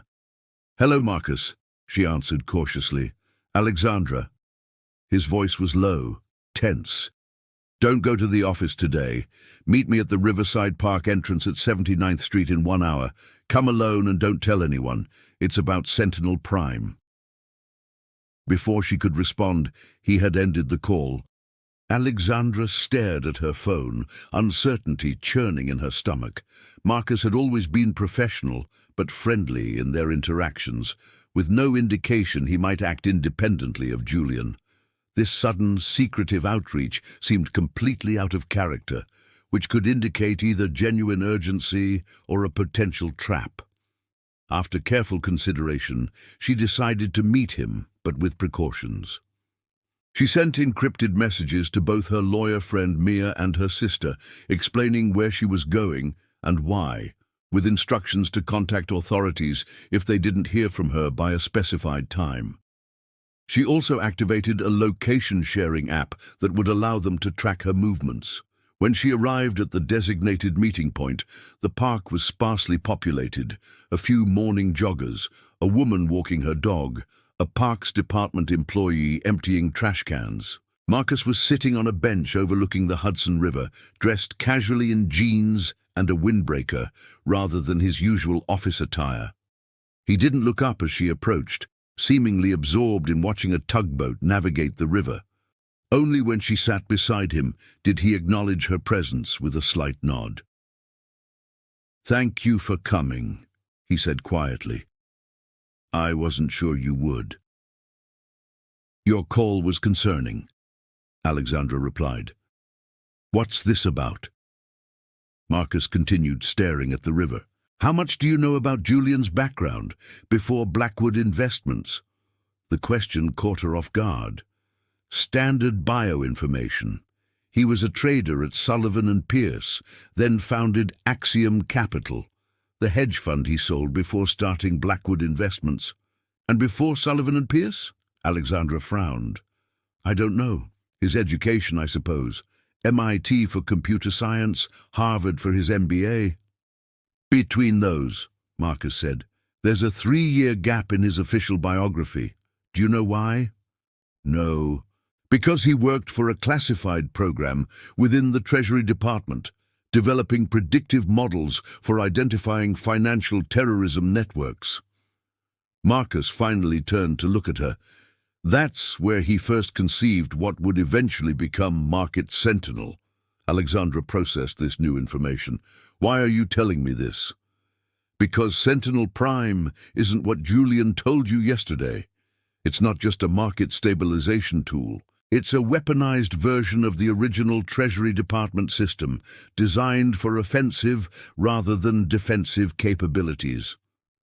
Offensive how? Financial destabilization, targeted market manipulation to undermine specific entities, corporations, investment funds, even national economies. Marcus lowered his voice further. Julian presented it to the government as a national security capability, a financial equivalent to cyber warfare.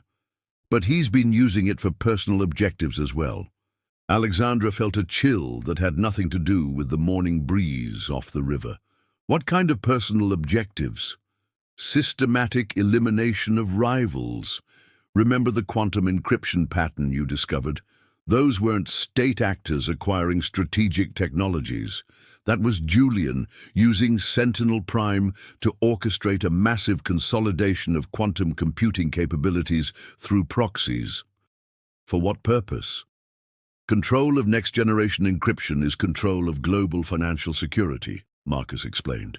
Julian believes we're approaching a breaking point in the current financial system.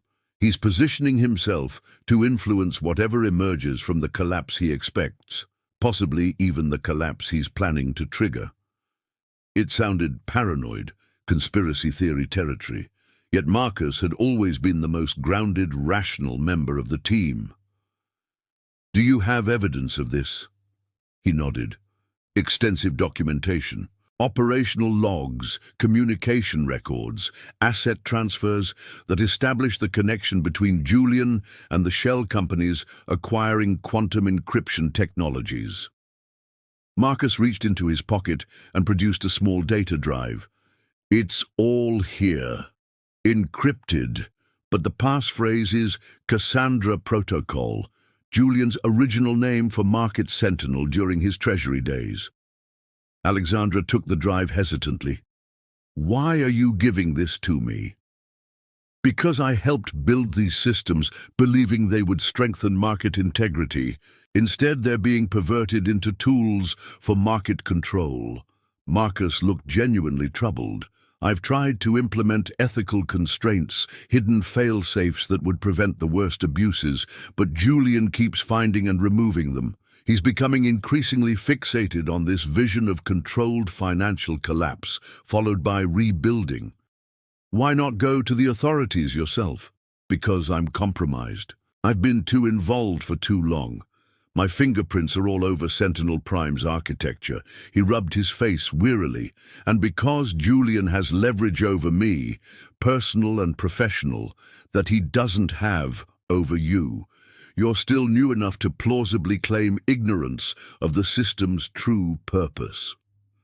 Alexandra studied the data drive in her hand. What exactly do you expect me to do with this? Verify the information first. I don't expect you to take my word over Julian's. Once you've confirmed what I'm telling you, there are channels, specific individuals in regulatory agencies who haven't been compromised by Julian's influence. Their contact information is included in the files. And Julian? He'll know it was you who leaked this. Marcus smiled grimly. I've made arrangements. By this afternoon, I'll be on a plane to a non-extradition country with a new identity. Julian's reach is extensive but not unlimited. Alexandra struggled to reconcile this conspiratorial narrative with the Julian Blackwood she had come to know. Brilliant, demanding, ethically complex, but not obviously megalomaniacal. This is difficult to believe, Marcus. I know. It was for me too when I first began seeing the pattern. He stood, checking his watch. Review the evidence. Draw your own conclusions, but do it quickly. Julian expects your answer to his offer by end of day. What if you're wrong about him? Then I've destroyed my career and reputation for nothing. Marcus's expression was resolute. But I'm not wrong. And deep down, I think you've sensed it too. The compartmentalization, the hidden protocols, the parallel systems outside fiduciary oversight, they're all symptoms of the same underlying reality. With that, he walked away, disappearing among the trees lining the park pathway.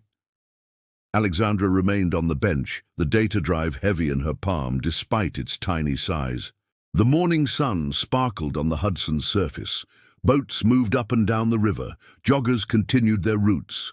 All normal, everyday activities continuing while her world tilted on its axis.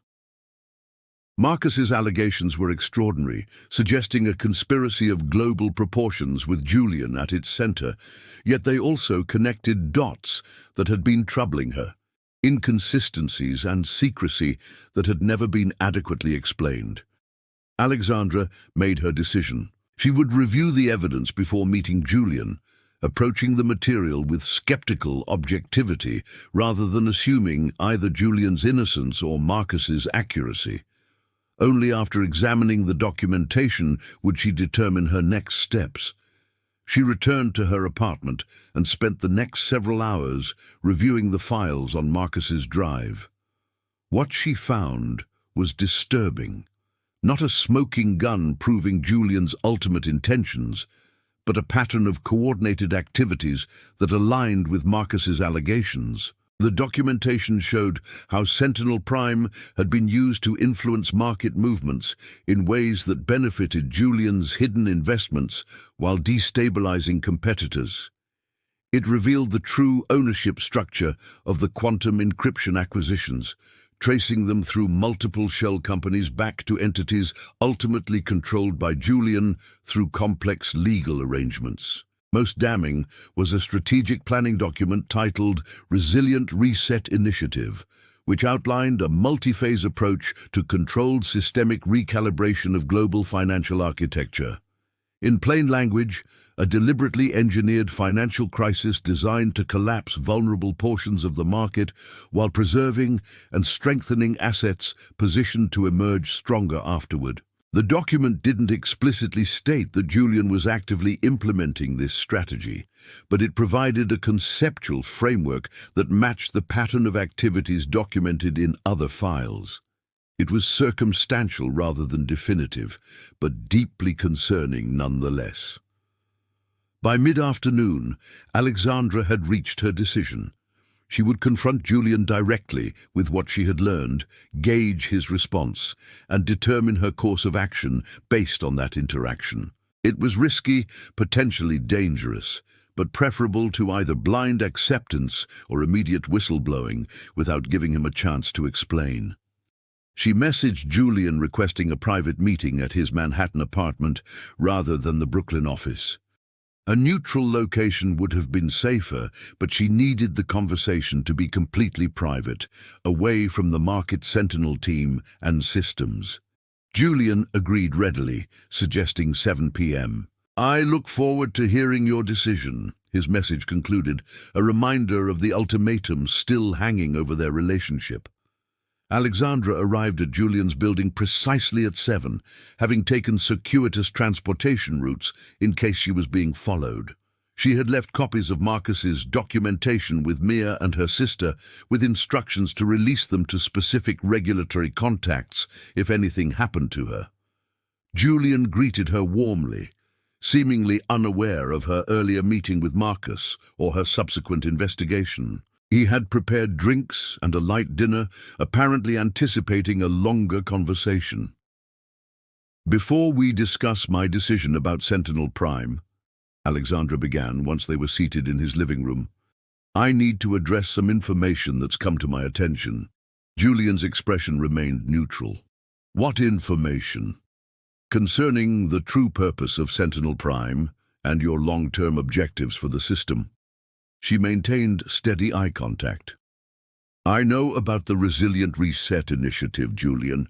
I know about the quantum encryption consolidation. I know that Sentinel Prime has been used for more than defensive market stabilization.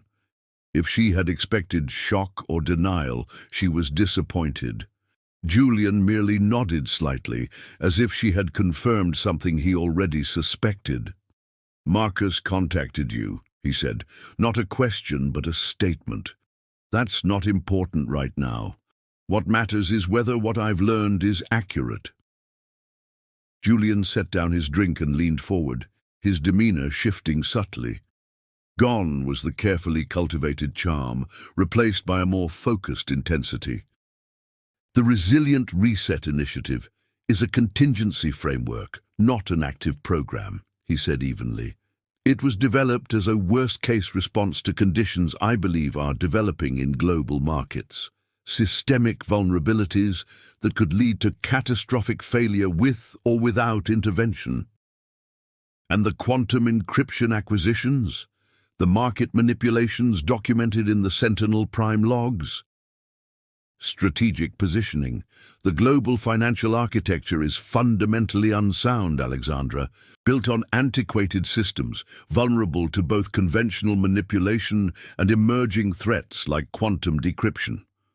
Someone will control the next generation of financial security infrastructure. Better someone with a coherent vision than fractured control among competing interests. And you appointed yourself that someone, Alexandra said, without oversight, without democratic process, without transparency, because those traditional mechanisms are too slow, too compromised, too short-sighted. For the first time, genuine passion crept into Julian's voice. Financial markets aren't abstract constructs. They determine who prospers and who suffers, which innovations receive funding and which wither, how resources are allocated across entire societies. Yet we've allowed them to develop haphazardly, vulnerable to both catastrophic failure and systematic exploitation. So your solution is to exploit them yourself? To manipulate markets toward your own vision of what the financial system should be? My solution is to ensure that when the inevitable breakdown occurs, something more stable and equitable can emerge from the ruins. Julian's gaze was unwavering. The current system is unsustainable. You've seen the data, the increasing frequency of flash crashes, the concentration of assets among fewer entities, the growing disconnect between financial markets and real economic activity. It's not a question of if the system will fail, but when and how. Alexandra had to admit that much of his analysis matched her own observations. The financial system did contain systemic vulnerabilities that regulatory frameworks seemed ill-equipped to address. But Julian's proposed remedy struck her as potentially worse than the disease. Even if your analysis is correct, she argued, one person shouldn't have the power to shape global financial architecture according to their personal vision, no matter how well-intentioned. One person doesn't, Julian countered. Market Sentinel and Sentinel Prime are tools, not omnipotent control systems.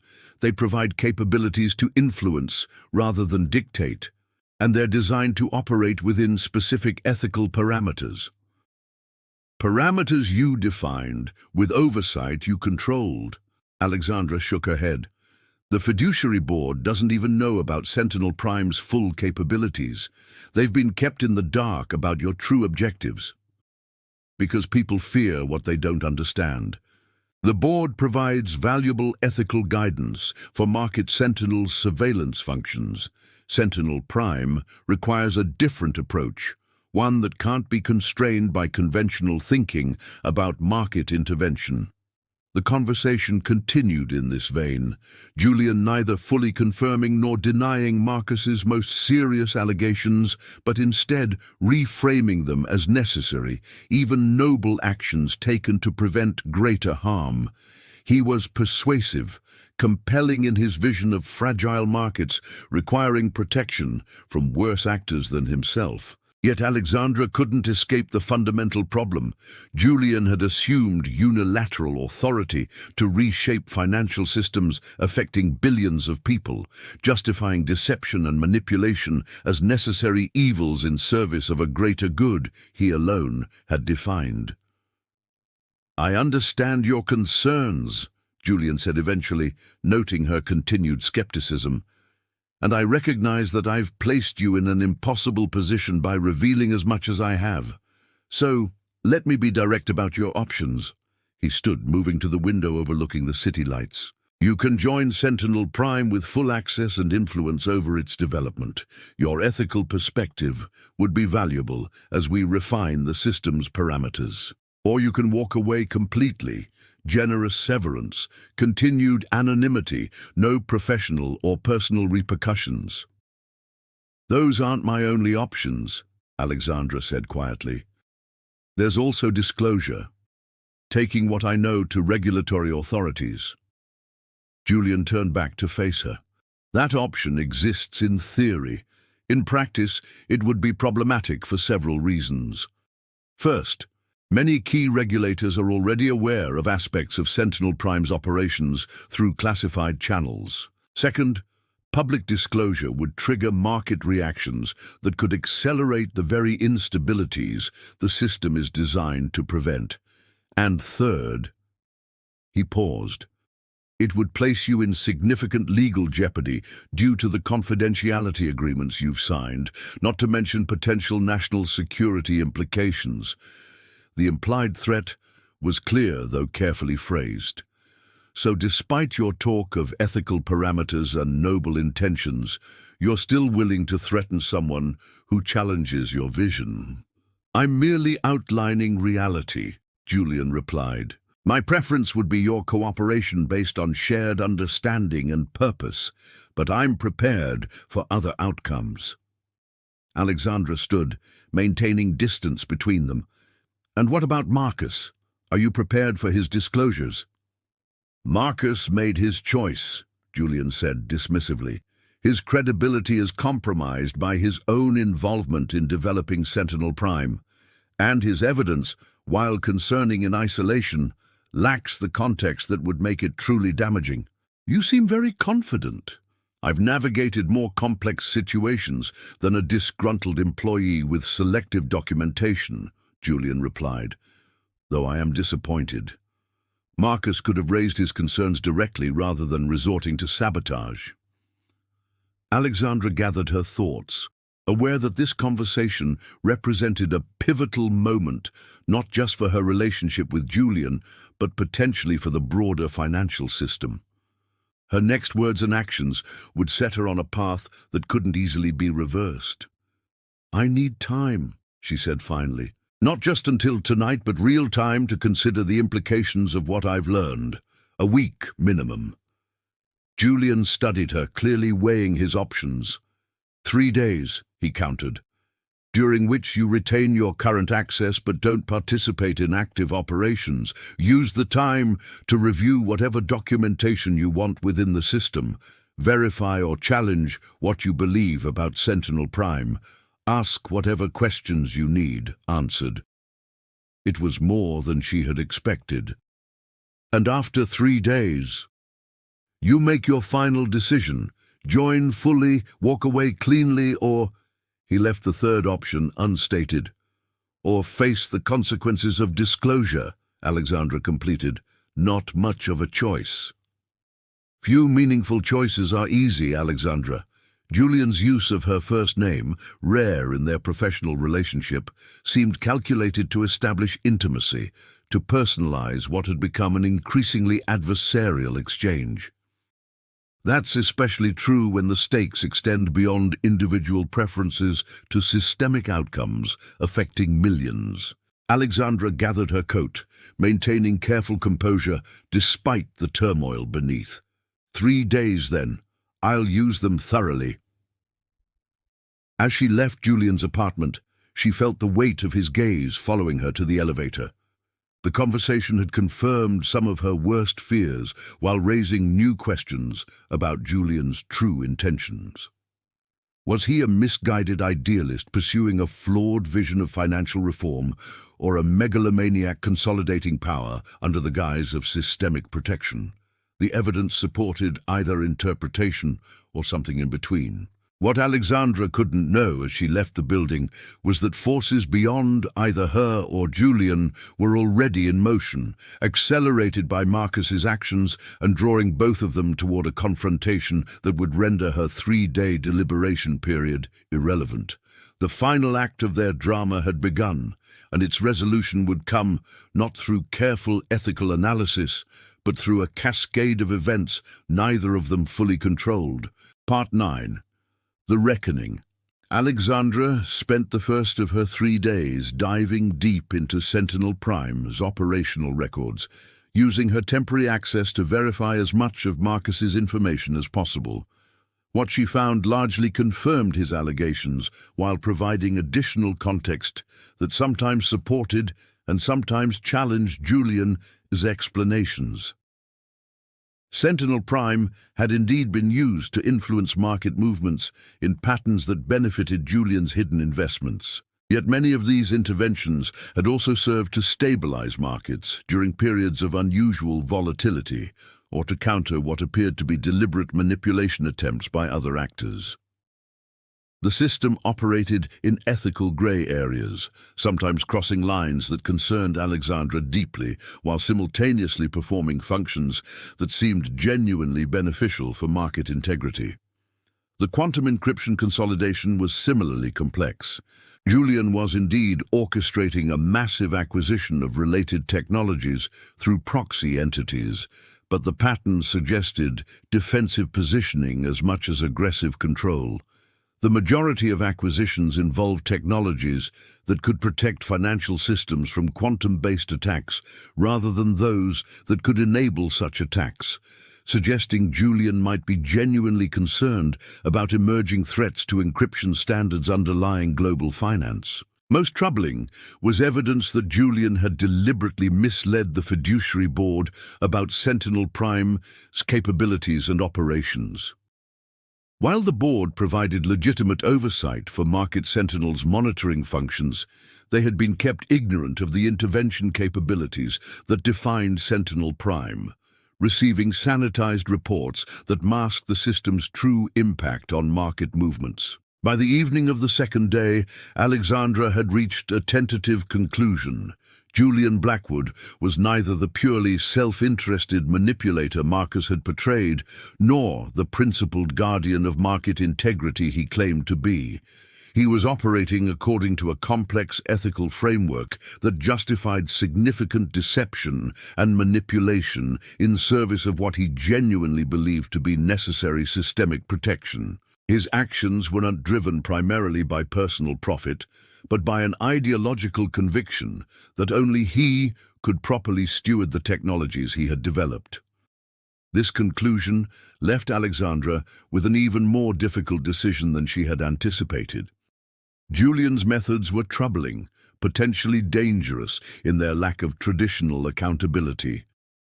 Yet his analysis of systemic vulnerabilities aligned with her own observations, and some of Sentinel Prime's interventions appeared to have prevented market distortions that could have caused widespread harm.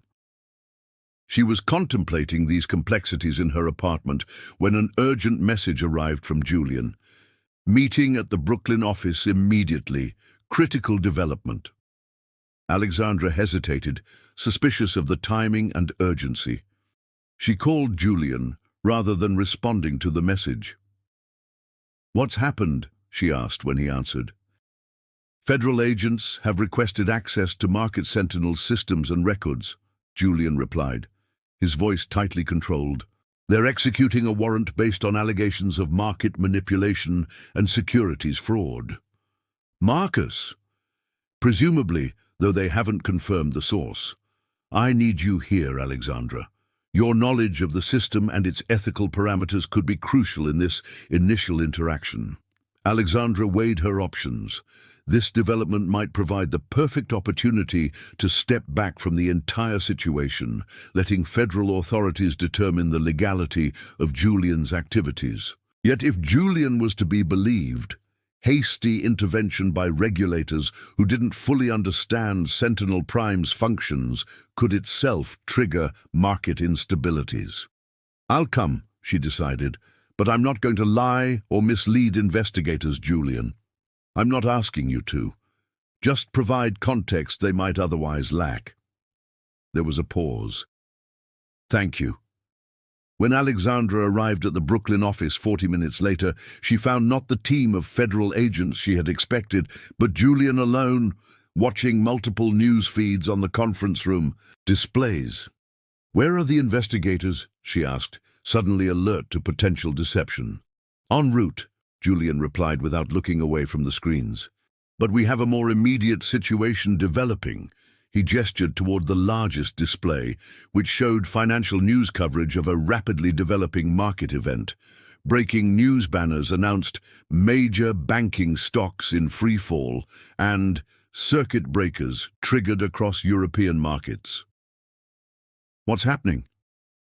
Alexandra moved closer to the screens. "A coordinated attack on global banking systems," Julian said grimly. "Simultaneous short-selling pressure combined with the release of falsified documents suggesting insolvency at 3 major European banks. Market Sentinel detected the pattern 30 minutes ago, but it's already spreading to US pre-market trading." Alexandra studied the data feeds with growing alarm. Market indicators were showing stress patterns unlike anything she had seen during her time with the project. Who's behind it? Unknown. But the attack pattern utilizes vulnerabilities that only someone with intimate knowledge of financial system architecture could exploit. Someone like Marcus. Marcus? Alexandra turned to Julian incredulously. Why would he trigger a financial crisis? That makes no sense. Revenge, distraction, or perhaps proving his point about system vulnerabilities. Julian moved to his workstation. Regardless of motive, we need to implement countermeasures immediately. Sentinel Prime is the only system capable of responding at the necessary scale and speed. Alexandra hesitated. The federal investigation will be irrelevant if we don't contain this, Julian interrupted. We're looking at potential systemic collapse if these patterns continue unchecked. Trillions in market value wiped out, lending markets frozen, supply chain financing interrupted. The data on the screens supported his assessment. Risk indicators were flashing red across multiple markets, with volatility measures approaching levels not seen since the 2008 financial crisis. "What countermeasures are you proposing?" Alexandra asked cautiously. "Targeted liquidity support through coordinated trading across multiple platforms, reputation reinforcement for the affected banks through controlled information dissemination, temporary circuit breaker extensions to prevent panic selling." Julian brought up Sentinel Prime's interface. "All defensive measures designed to stabilize rather than manipulate." Alexandra studied the proposed interventions. They appeared genuinely focused on market stabilization rather than exploitation, though they would still represent unprecedented private intervention in public markets. "These measures might work," she acknowledged, "but they should be implemented by regulatory authorities, not a private system outside official oversight. Regulators lack both the tools and the response speed for this scenario. By the time official interventions could be coordinated, the damage would be irreversible." Julian's expression was grim but determined. This is precisely the scenario Sentinel Prime was designed to address. A coordinated attack exploiting systemic vulnerabilities that existing regulatory frameworks can't counter effectively. Alexandra found herself in an impossible position. Julian's assessment of the situation appeared accurate based on the data before them. The proposed countermeasures seemed appropriately calibrated to stabilize without creating new distortions. Yet implementing them would mean actively participating in market intervention of dubious legality, potentially compounding whatever issues had triggered the federal investigation. I can't make this decision, Julian. It's not my system, not my responsibility. But it is your expertise, he countered. You understand both the ethical implications and the technical capabilities better than anyone except Marcus and myself. And right now, your judgment may be more objective than mine. Before Alexandra could respond, the office security system chimed, indicating someone had entered the building.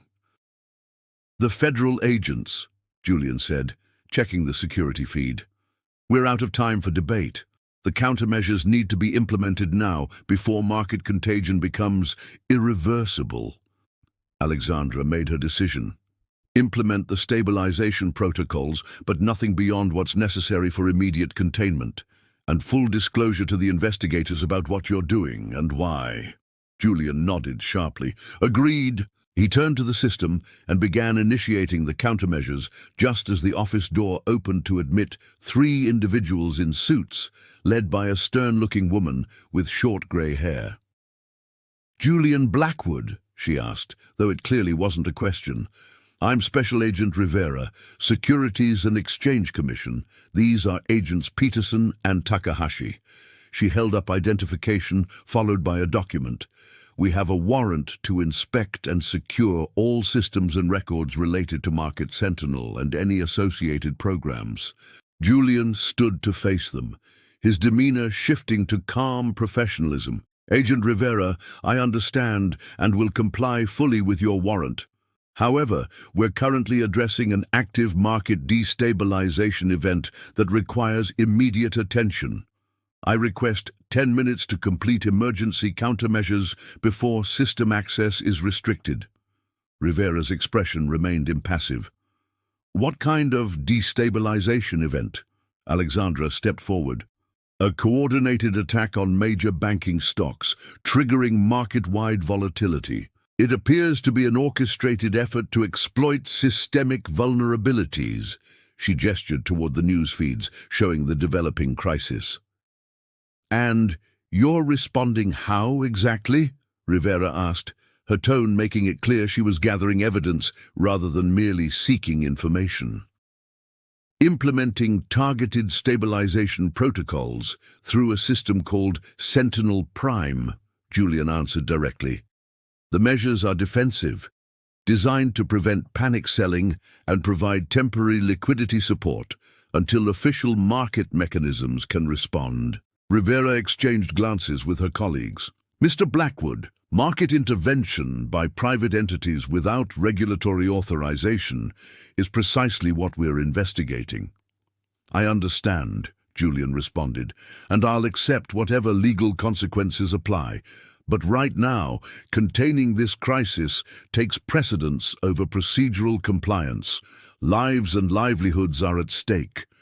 The standoff lasted only moments before Rivera made her decision. Agent Takahashi will observe your actions while you complete these emergency measures. Every keystroke will be documented as potential evidence. Agent Peterson and I will begin securing other systems and records. Julian nodded his agreement and returned to his workstation, Agent Takahashi positioning himself to observe the screen. Alexandra watched as Julian implemented the stabilization protocols they had discussed, carefully limiting the interventions to what was necessary for immediate market support. As the countermeasures deployed, Alexandra turned her attention to the news feeds. The initial panic selling appeared to be slowing as Sentinel Prime's interventions took effect, with volatility indicators beginning to stabilize at elevated but no longer catastrophic levels. It's working, she said quietly. For now, Julian agreed, completing the final implementation sequence. But this was just the first wave. Whoever orchestrated this attack has likely prepared secondary and tertiary strategies. You still believe it was Marcus? The attack pattern utilizes specific vulnerabilities that only someone with intimate knowledge of Market Sentinel would recognize. Julian's expression darkened. Whether he's acting alone or in coordination with others remains to be seen. Agent Rivera returned to the conference room, her attention divided between the market news displays and Julian's activities. "Mr. Blackwood, we'll need a complete explanation of this system and what you've just done with it." "Of course." Julian stepped away from the workstation, the stabilization protocols now fully deployed. Sentinel Prime is an advanced market intervention system designed to counter manipulation attempts too sophisticated for traditional regulatory responses.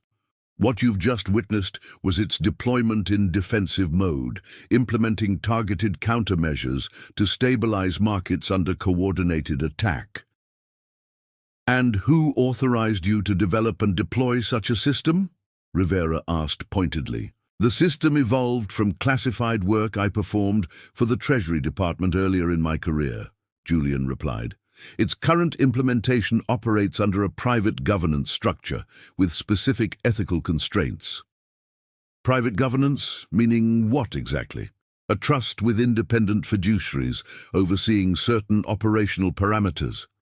Julian's careful phrasing wasn't lost on Alexandra, who noted he was acknowledging the fiduciary board's existence without specifying their limited awareness of Sentinel Prime's full capabilities. Agent Rivera seemed unimpressed by Julian's explanation. "So you've been operating what amounts to a private market manipulation system without regulatory oversight or approval?" "A market stabilization system," Julian corrected, "designed to counter manipulation attempts by others. That distinction will be for prosecutors to determine." Rivera turned to Alexandra. "And you are?" "Alexandra Reeves. I was hired initially for a book project with Mr. Blackwood and later brought into Market Sentinel operations as an analyst." "And what's your role in these stabilization activities?" Alexandra chose her words carefully. "I've been analyzing patterns and providing contextual interpretation of the data. Today is the first time I've witnessed Sentinel Prime's intervention capabilities in action." Rivera made a note. "Both of you will need to provide full statements. In the meantime, we're securing all systems and records pursuant to our warrant." As the agents continued their work, the news feeds showed markets beginning to stabilize. Whatever Julian's legal culpability, the immediate crisis appeared to be easing thanks to Sentinel Prime's interventions. Julian moved closer to Alexandra, speaking quietly. "This isn't over. The attack pattern suggests multiple phases designed to trigger cascading instabilities. Sentinel Prime detected signs of pending secondary moves before we implemented countermeasures." "What kind of secondary moves?" "Targeted disruptions to clearinghouse operations, possibly coupled with cryptocurrency volatility to stress interconnected systems. Classic financial warfare strategies." Alexandra processed this with growing concern. "If that's true, the federal investigators may have just neutralized the only effective defense against the next phase." "Precisely my concern." Julian's expression was grim. "Which means we need to convince Agent Rivera of the threat before markets reopen tomorrow. The improbable alliance forming between them, cooperating to address a threat even as federal authorities investigated Julian's activities, wasn't lost on Alexandra. Whatever Julian's ethical transgressions, his technical assessment of the situation aligned with the data she could observe. If another attack was coming, regulatory authorities might indeed lack the tools to respond effectively. As night fell and the SEC team continued their work, Alexandra faced her most difficult decision yet. Supporting Julian could implicate her in whatever legal consequences he might face. Opposing him could leave markets vulnerable to an attack she was uniquely positioned to help counter. Her choice would not only determine her own future, but potentially affect financial stability for millions of people who would never know the role she had played in their economic security. Part X. The Resolution. Dawn broke over New York City with eerie calm. Financial markets across Asia had closed without further incident, and European exchanges were opening without the panic that had characterized the previous day's trading. The stabilization measures Julian had implemented appeared to have contained the initial attack, at least temporarily. In the Brooklyn office, now an impromptu command center for the SEC investigation, Alexandra watched the market feeds with cautious optimism. Agent Rivera had established a direct line with regulatory authorities, who were implementing more traditional oversight measures based on information gleaned from Market Sentinel's data. The system identified these vulnerability patterns months ago. Julian was explaining to a team of federal analysts who had arrived overnight. Conventional monitoring couldn't detect them because they exploit legitimate market mechanisms in ways that appear uncoordinated when viewed through standard surveillance tools. Despite being the target of a major investigation, Julian had shifted seamlessly into collaborative mode, working with the authorities to translate Market Sentinel's insights into actionable intelligence for regulatory response. Whether this cooperation stemmed from genuine concern for market stability or calculated self-interest remained unclear to Alexandra. Perhaps it was both. Ms. Reeves. Agent Rivera approached, coffee cup in hand. "We'd like your perspective on something." She led Alexandra to a separate workstation where Agent Takahashi was reviewing historical data from Sentinel Prime. "You've been analyzing patterns for Mr. Blackwood for several months," Rivera said. "We've found references to something called Protocol Chimera in the system logs. Can you explain what that is?" Alexandra considered her response carefully. Protocol Chimera represented one of Julian's most ethically questionable activities, deliberate market interventions designed to map system vulnerabilities. Explaining it honestly could further incriminate Julian, while misleading federal investigators would constitute obstruction of justice. Protocol Chimera was a program to identify market response parameters through calibrated interventions, she explained. Small, controlled market movements designed to measure systemic reactions and map vulnerability points. So, Blackwood was manipulating markets to test their responsiveness, Rivera translated bluntly. "That's one interpretation," Alexandra acknowledged. "He described it as necessary mapping to build effective defense protocols." "And what did you think it was?" "I believed it operated in ethical gray areas while providing potentially valuable information about systemic vulnerabilities." Alexandra maintained eye contact. "I discovered it independently and questioned its legitimacy. That questioning is part of what triggered the current situation." Rivera studied her thoughtfully. "You've been with Blackwood less than a year, yet you've become central to his operation. Why do you think he brought you in?" The question had haunted Alexandra since Julian first approached her. Initially, he needed legitimate cover for his market activities. The book project provided that. Later, I think he recognized that my analytical approach complemented the technical capabilities he'd built. She paused. "And perhaps he wanted someone who would ask the ethical questions others wouldn't. A conscience for his creation," Rivera suggested. "Maybe, though I'm not sure he always listened to that conscience." Their conversation was interrupted by a sudden commotion at Julian's workstation. The market feeds were showing unusual patterns, not the dramatic plunges of the previous day, but subtle, coordinated movements across multiple asset classes. "It's starting," Julian called out. "The secondary attack phase." Alexandra hurried over, Rivera close behind. The patterns were indeed troubling, systematic pressure points being applied to specific market mechanisms rather than direct price manipulation. "They're targeting settlement systems," Julian explained, pointing to data flows on his screen. exploiting timing discrepancies between exchanges to create reconciliation failures in clearinghouses. If enough transactions fail simultaneously, it could freeze interbank lending markets. The federal analysts looked skeptical, but Rivera was already on her secure line, relaying Julian's assessment to regulatory authorities. "What's the countermeasure?" Alexandra asked Julian. "Temporary transaction buffering at key nodes, coupled with liquidity injections at precisely targeted points."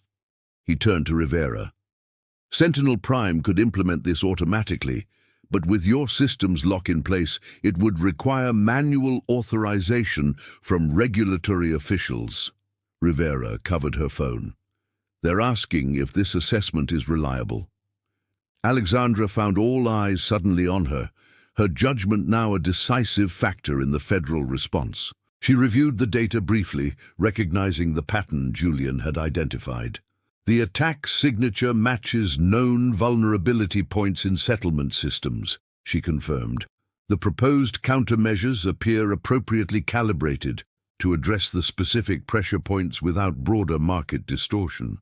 Rivera relayed this assessment, then listened intently to the response. "Treasury Secretary is authorizing implementation of the countermeasures under federal oversight," she announced. "Mr. Blackwood, you'll execute with Agent Takahashi monitoring every action." Julian nodded and turned immediately to his workstation, fingers flying across the keyboard as he implemented the defense protocol. Alexandra watched as the measures took effect, transaction flows gradually normalizing as the targeted supports counteracted the attack strategy. "It's working," one of the federal analysts acknowledged reluctantly. "For now," Julian replied, his focus unwavering. "But this is still just containment. We need to identify the source to prevent further attacks." "Our cybersecurity team is working on that," Rivera informed him.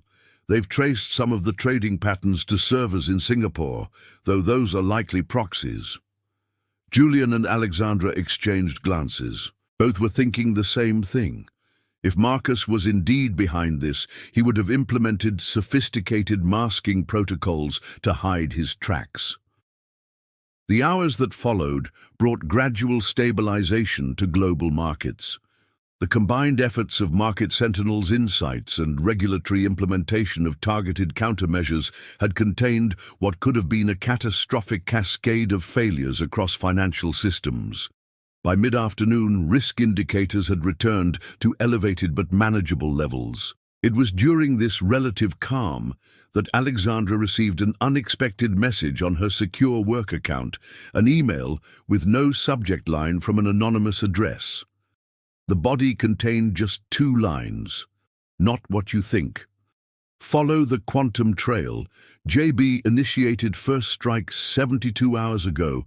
She stared at the message, understanding its implications immediately.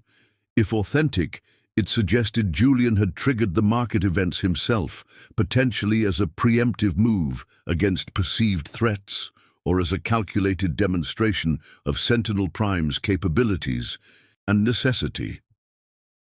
Alexandra glanced across the room, where Julian was still working closely with federal officials. His cooperation had been impeccable, his insights crucial to containing the crisis. If he had orchestrated these events, his performance was masterful, positioning himself as savior rather than instigator. But why would Marcus, assuming he was the anonymous sender, wait until now to reveal this? And how could she verify the claim without alerting Julian? Alexandra made her decision. Using her analyst access, she began a quiet search through Sentinel Prime's operation logs, looking for evidence of system activation preceding the market attacks. She kept her queries narrow and focused, designed to avoid triggering security alerts while accessing the most revelatory data segments. What she found made her blood run cold. 3 days earlier, precisely 72 hours before the initial market attack, Sentinel Prime had executed a series of transactions matching the preparatory pattern for the destabilization strategy. The operations had been authorized using Julian's primary access codes, but implemented through a rarely used system protocol labeled Cassandra Contingency. The evidence was circumstantial, but compelling. Julian appeared to have initiated the first phase of a coordinated market destabilization plan, only to position himself as the essential defense against the very crisis he had triggered. Alexandra closed her search windows, carefully covering her tracks in the system. The implications were staggering. Julian had potentially orchestrated a financial crisis that threatened millions of livelihoods, apparently to demonstrate Sentinel Prime's necessity while positioning himself as essential to maintaining market stability. As the day progressed and markets closed without further incident, the immediate emergency appeared to have passed. The SEC team began processing the vast amounts of data they had collected, preparing for what would clearly be a complex and high-profile investigation. "Ms. Reeves, a moment, please." Agent Rivera beckoned Alexandra to a quiet corner of the office. "Our preliminary review suggests your involvement in Market Sentinel may have been more limited than initially appeared. We'd like you to come in tomorrow for a formal statement, but you're not currently a target of our investigation." Alexandra nodded, relief mingling with renewed tension over what she had discovered. "I appreciate that clarification. I'll cooperate fully." "One more thing," Rivera added, lowering her voice. "Off the record, do you believe Blackwood engineered this crisis?" The direct question caught Alexandra off guard. "Why would you ask that?" "Because I've been investigating financial fraud for 20 years, and I've never seen anyone so perfectly positioned to solve a crisis as Blackwood was today. It's almost as if he knew exactly what was coming and precisely how to respond." Alexandra chose her words with extreme care. "I've found evidence suggesting Sentinel Prime was activated in a pattern consistent with the attack strategy approximately 72 hours before the market events began. The authorization carried Julian's system signature." Rivera's expression remained professionally neutral, though her eyes sharpened with interest. "Can you document this evidence?" "Yes, though I'd prefer to do so through formal channels tomorrow, with appropriate legal protection." "Understood." Rivera handed her a business card. "My direct line. Call me immediately if you feel your safety is at risk before then." As Rivera moved away, Alexandra felt a presence behind her and turned to find Julian watching her. His expression revealed nothing about what he might have overheard. "Difficult conversations with federal authorities?" he asked mildly. "Clarifying my role in all this," Alexandra replied, maintaining composure despite her racing heart. "They seem to understand I was brought in after the systems were already operational." Julian nodded. "I've made that clear to them. Your contributions have been valuable, but your involvement in system development was limited." He glanced around the office, where agents were still collecting data and securing equipment. "Once this initial phase concludes, we should discuss next steps. Dinner, perhaps. My apartment at 8.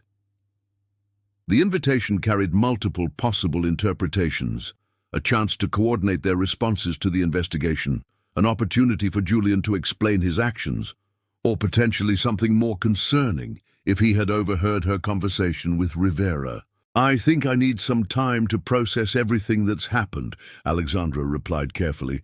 "Perhaps tomorrow, after I've given my statement to the SEC." Julian studied her for a moment before nodding. "Of course. It's been an extraordinary situation for everyone involved." He turned to leave, then paused. "Alexandra, whatever conclusions you're drawing from the events of the past few days, remember that context is crucial. Nothing is quite as simple as it might appear." With that cryptic statement, he returned to the federal analysts he had been assisting, leaving Alexandra to wonder whether it had been a plea for understanding or a subtle warning.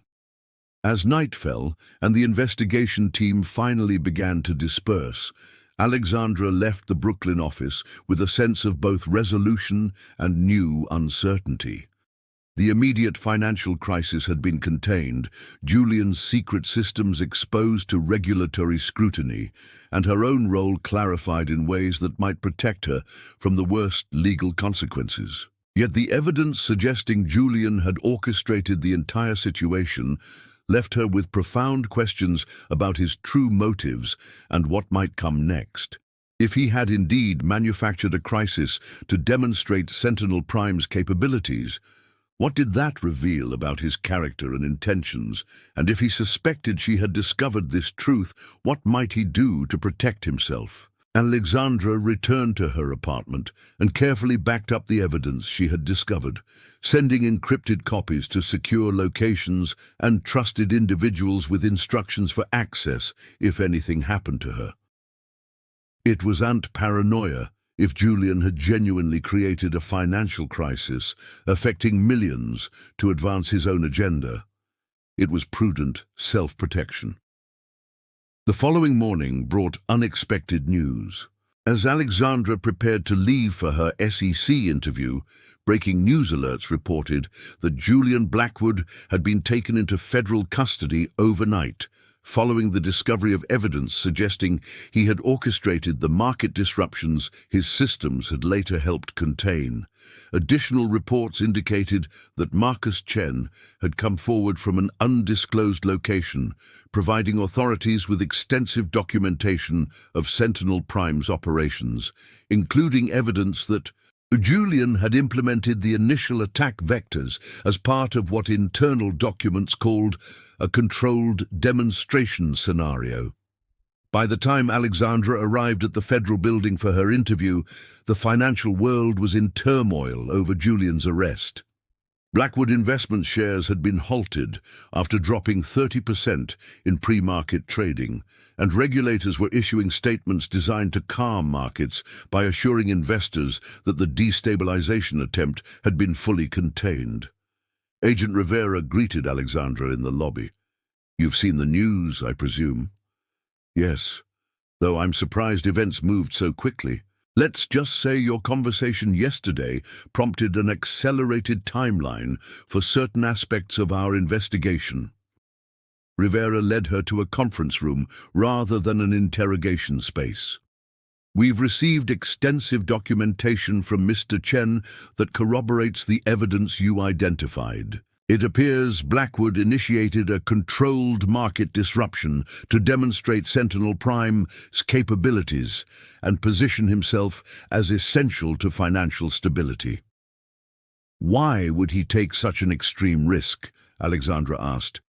"Based on internal communications we've uncovered, he believed increased regulatory scrutiny of his activities was imminent. This appears to have been a preemptive strategy to demonstrate the necessity of his systems before they could be shut down." Rivera shook her head slightly. "A spectacular miscalculation." Alexandra's formal interview lasted several hours, covering every aspect of her involvement with Julian, Market Sentinel, and Sentinel Prime. She provided complete and honest accounts of her discoveries, concerns, and actions, including her gradual realization of Julian's true activities.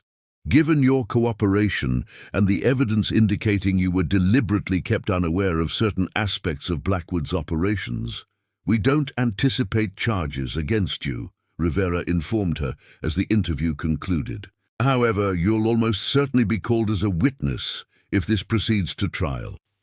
"I understand," Alexandra replied. "What happens to Market Sentinel now?"